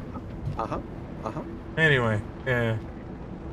We'll see. So You'll keep. Yep. You say that all the time. How much questions could an Inforunners question if an Inforunner could question questions? Oh. Yep. You're going to get me killed because now I've gone too fast. And not paying attention. But we want big bagaboo. We want big badaboo. Oh man, I'm getting tongue-tied lately. Which is really bad when you're doing a language class and you get tongue-tied on the word you're trying to teach the kids. That's tough. Let's get that one. I've just got to find the question again because no one pops in and it goes up. Is that how we load cargo? Could this mean the Idris will be the greatest cargo ship? Well, you could have the Idris could be a very great cargo ship. Oh, sorry. I'll go back to this question above it. I did miss Ed Kepler's question. But Merchants Engineering said, is that how we load cargo? Could this mean the Idris will be the greatest cargo ship? The Idris could be a great cargo ship. We've actually... Sorry, go ahead. I know there were people early on who intended to use the Idris to carry cargo because it was use of flight deck for cargo, and that stuff. So, yes, is it the best use of that ship? Is it the best use of an Idris? No, but can you use it for that? Yes. There's no torpedoes on this thing. Got all the way here and no torpedoes. Yeah, that sucks. And there's a bug at the moment too. If you buy them and then log out when you go back in, they're all gone. Yeah, well, that sucks. It sucks. Super sucks. So, any thoughts on the Idris as a cargo ship, or you just want to say yep? I was going to say remember when we talked about them as a landing craft? That was where my brain went straight away. When you were talking about that before. Yep. And then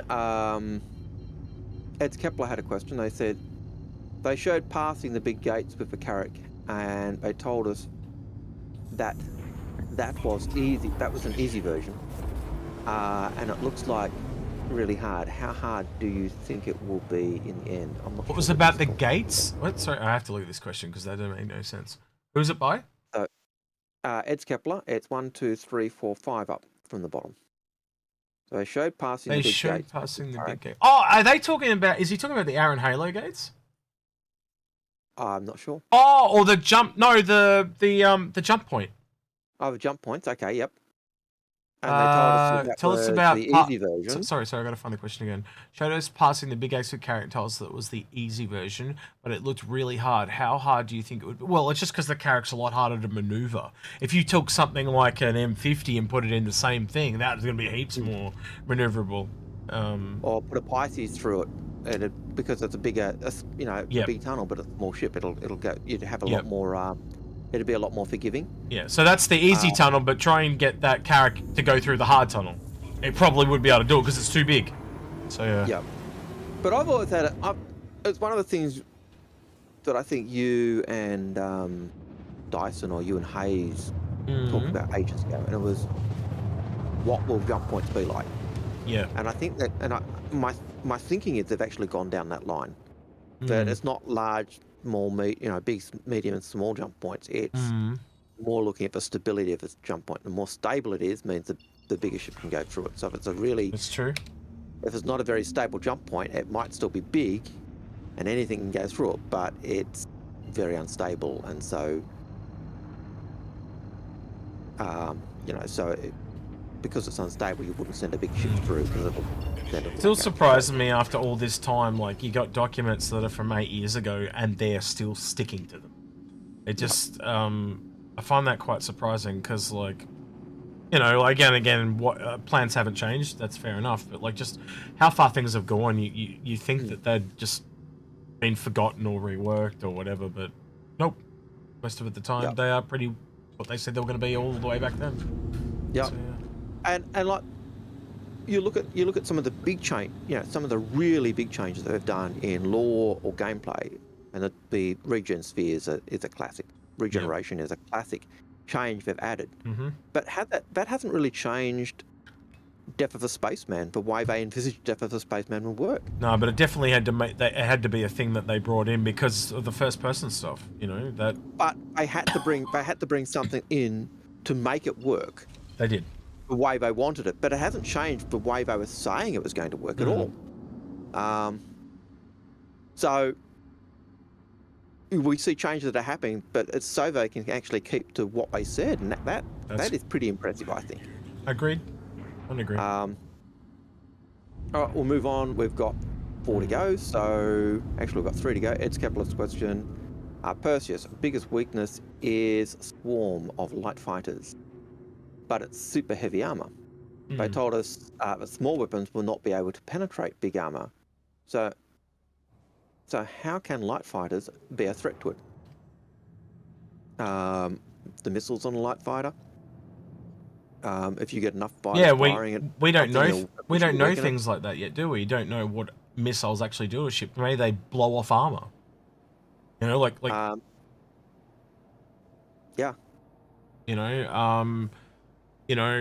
Yes, smaller guns can't hurt but maybe there are vulnerable areas on ships.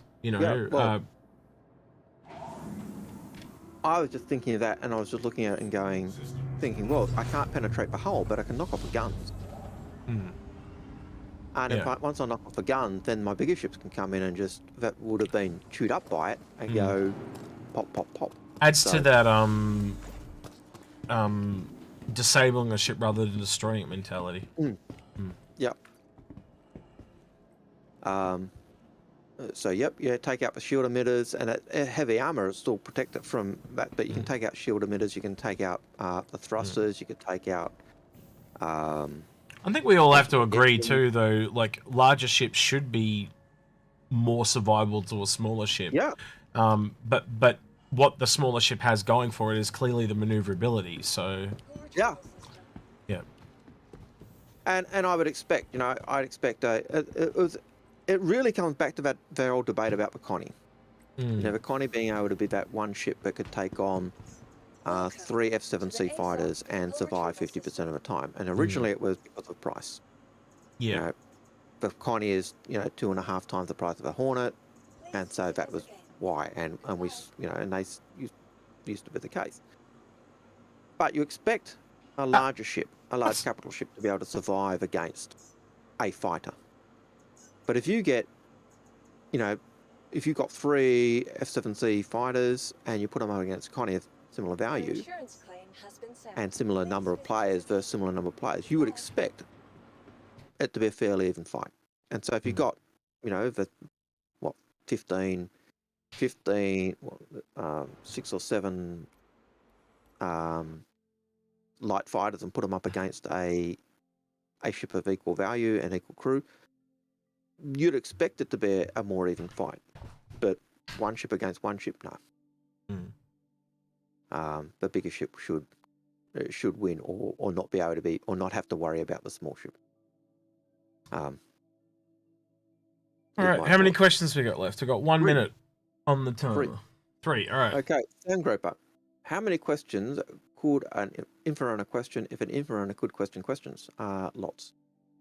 And Revan, and then we've got Revan. Thank you, and for his $10 donation for answering his question with. That's awesome. We really appreciate that. And Ed Kepler, thank you for answering my barrage of questions, and see you next time. And that's it. There you go. I think I'll add ISC this week was very good. Some of the ISCs are a bit flat, but I do think that one was very good. But obviously, they don't have that stuff to share every single time. You know what I've just realised, Algared, with the whole C that I was talking about before? CitizenCon and IAE and the anniversary.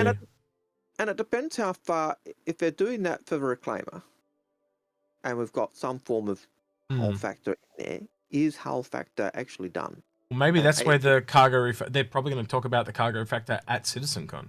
And that could be one of those things that they can't talk about because it's been saved for CitizenCon. What is the ship they're going to sell at CitizenCon? You know, I would be so stupefied at somewhere between the anniversary and CitizenCon, there isn't some new cargo ship with the cargo refactor coming online. And like you were, I think you were about to say this with salvage. Is that what you're about to say? What I think no, you're about, no? Say, Okay. Or a loading ship, a ship, but actually, something that's specifically used for loading. Forklift or. I was going to say, with what they've done with the Vulture and the Reclaimer and the details you were talking about there, like the detail they've gone into the Reclaimer, I honestly can't see them not doing another salvage ship for sale. You know, so yeah, and I would agree with that as well. So I don't know who it's by or what it could be, but you and I have talked about that on other streams. But whatever it is, I think it will be very popular. I think salvage as a whole, just looking at what that is and realizing that you've still got munching to come on top of that, I think that's going to be fairly popular. And I think I'm going to be honest, it kind of still does scratch that itch that mining does in a lot of ways, where you're still going to be scanning and looking for wrecks. So I just think you're going to be doing for it in different areas. I've got to chime in here and pick up a point that I just saw on the Twitch chat because I just popped it up. And Duke Riggs said, "I swear Algared said taco ship." No, I didn't say a taco ship, but we do need a taco ship. Yeah. If we get to 100,000 likes on this video, Algared will wear a taco mascot for the entire next 12 months. It's never going to happen, so don't worry about Algared. I think it'd have to be a bit more than that. But 100,000 likes. 100,000 likes to the video. 100,000 subscribers, and yeah, I might do that. Yeah. But again, it's not going to happen. So that's all I'm saying. That's why you make it ridiculous, so they can never obtain it, and then watch them try and make it explode. But then I always think of what some people say about, they say, put your Patreon supporters do outlandish support because you're doing outlandish ones and you get people do it. So yeah, we'll see what happens. You never know. But thank you for joining us this week. We will have a show again that comes out Monday US time, Tuesday Down Under time. And we'll get that out to you. I do know Paul's wanting to do that law podcast again that we did last weekend. Yep. But other than that, thanks for joining us. We did actually have a theme plan for this week, and the Pirate Day popped up, so we're going to push that to next week, right? So I don't know. I don't think we'll say what it is, Algared, but we'll talk about it next week if it pops up. Other than that, though, yes, he did say that, and I'm glad he didn't. Shadow Girl. What happened? Shadow Girl says, "But Execute, you promised to rub my head when we met. You said you'd do it like a bulldog." Oh, I totally forgot. That's so good. But he totally forgot. I'll put it down to his hand was hurting at the time. Just remind me next time, Shadow Girl. That's good. We'll get your photos. Like I'll just give him a headlock and spit and polish. Yeah. No slapping heads. That's violent. I'll just flick his ears. Anyway, don't forget, like the video if you like what we do. Subscribe and hit the bell if you've been here before, as Paul would say. Don't forget you can always go the extra mile and join us on Patreon or become a YouTube member. Before we, I'm not sure how you do it on Twitch either, but yeah. And we do, I was just gonna say, is Paul streaming yet? No, he's not. All right, well, Paul misses out again. I'm just gonna end it again. Normally, I like to try and transfer it over. I don't know anyone else on YouTube. Do you? No. That's streaming. So yeah, we'll leave it. I think with that then, since I've frozen with that really cool bitey look on my face, we'll call it there. But I've been Execute. It's nice to see you get those blank freezing things and look really weird. So Well, it gives people like Anyway. I've actually there's actually been things in the comments that said don't fix your camera. It gives me a chuckle. So Hey, well, if it gets Yeah. the subscription, we'll keep it. But yeah. But he's been Execute, and he's been Algared, and we'll catch you in and the we're next out one. of here. Take care. Have a good weekend, everyone.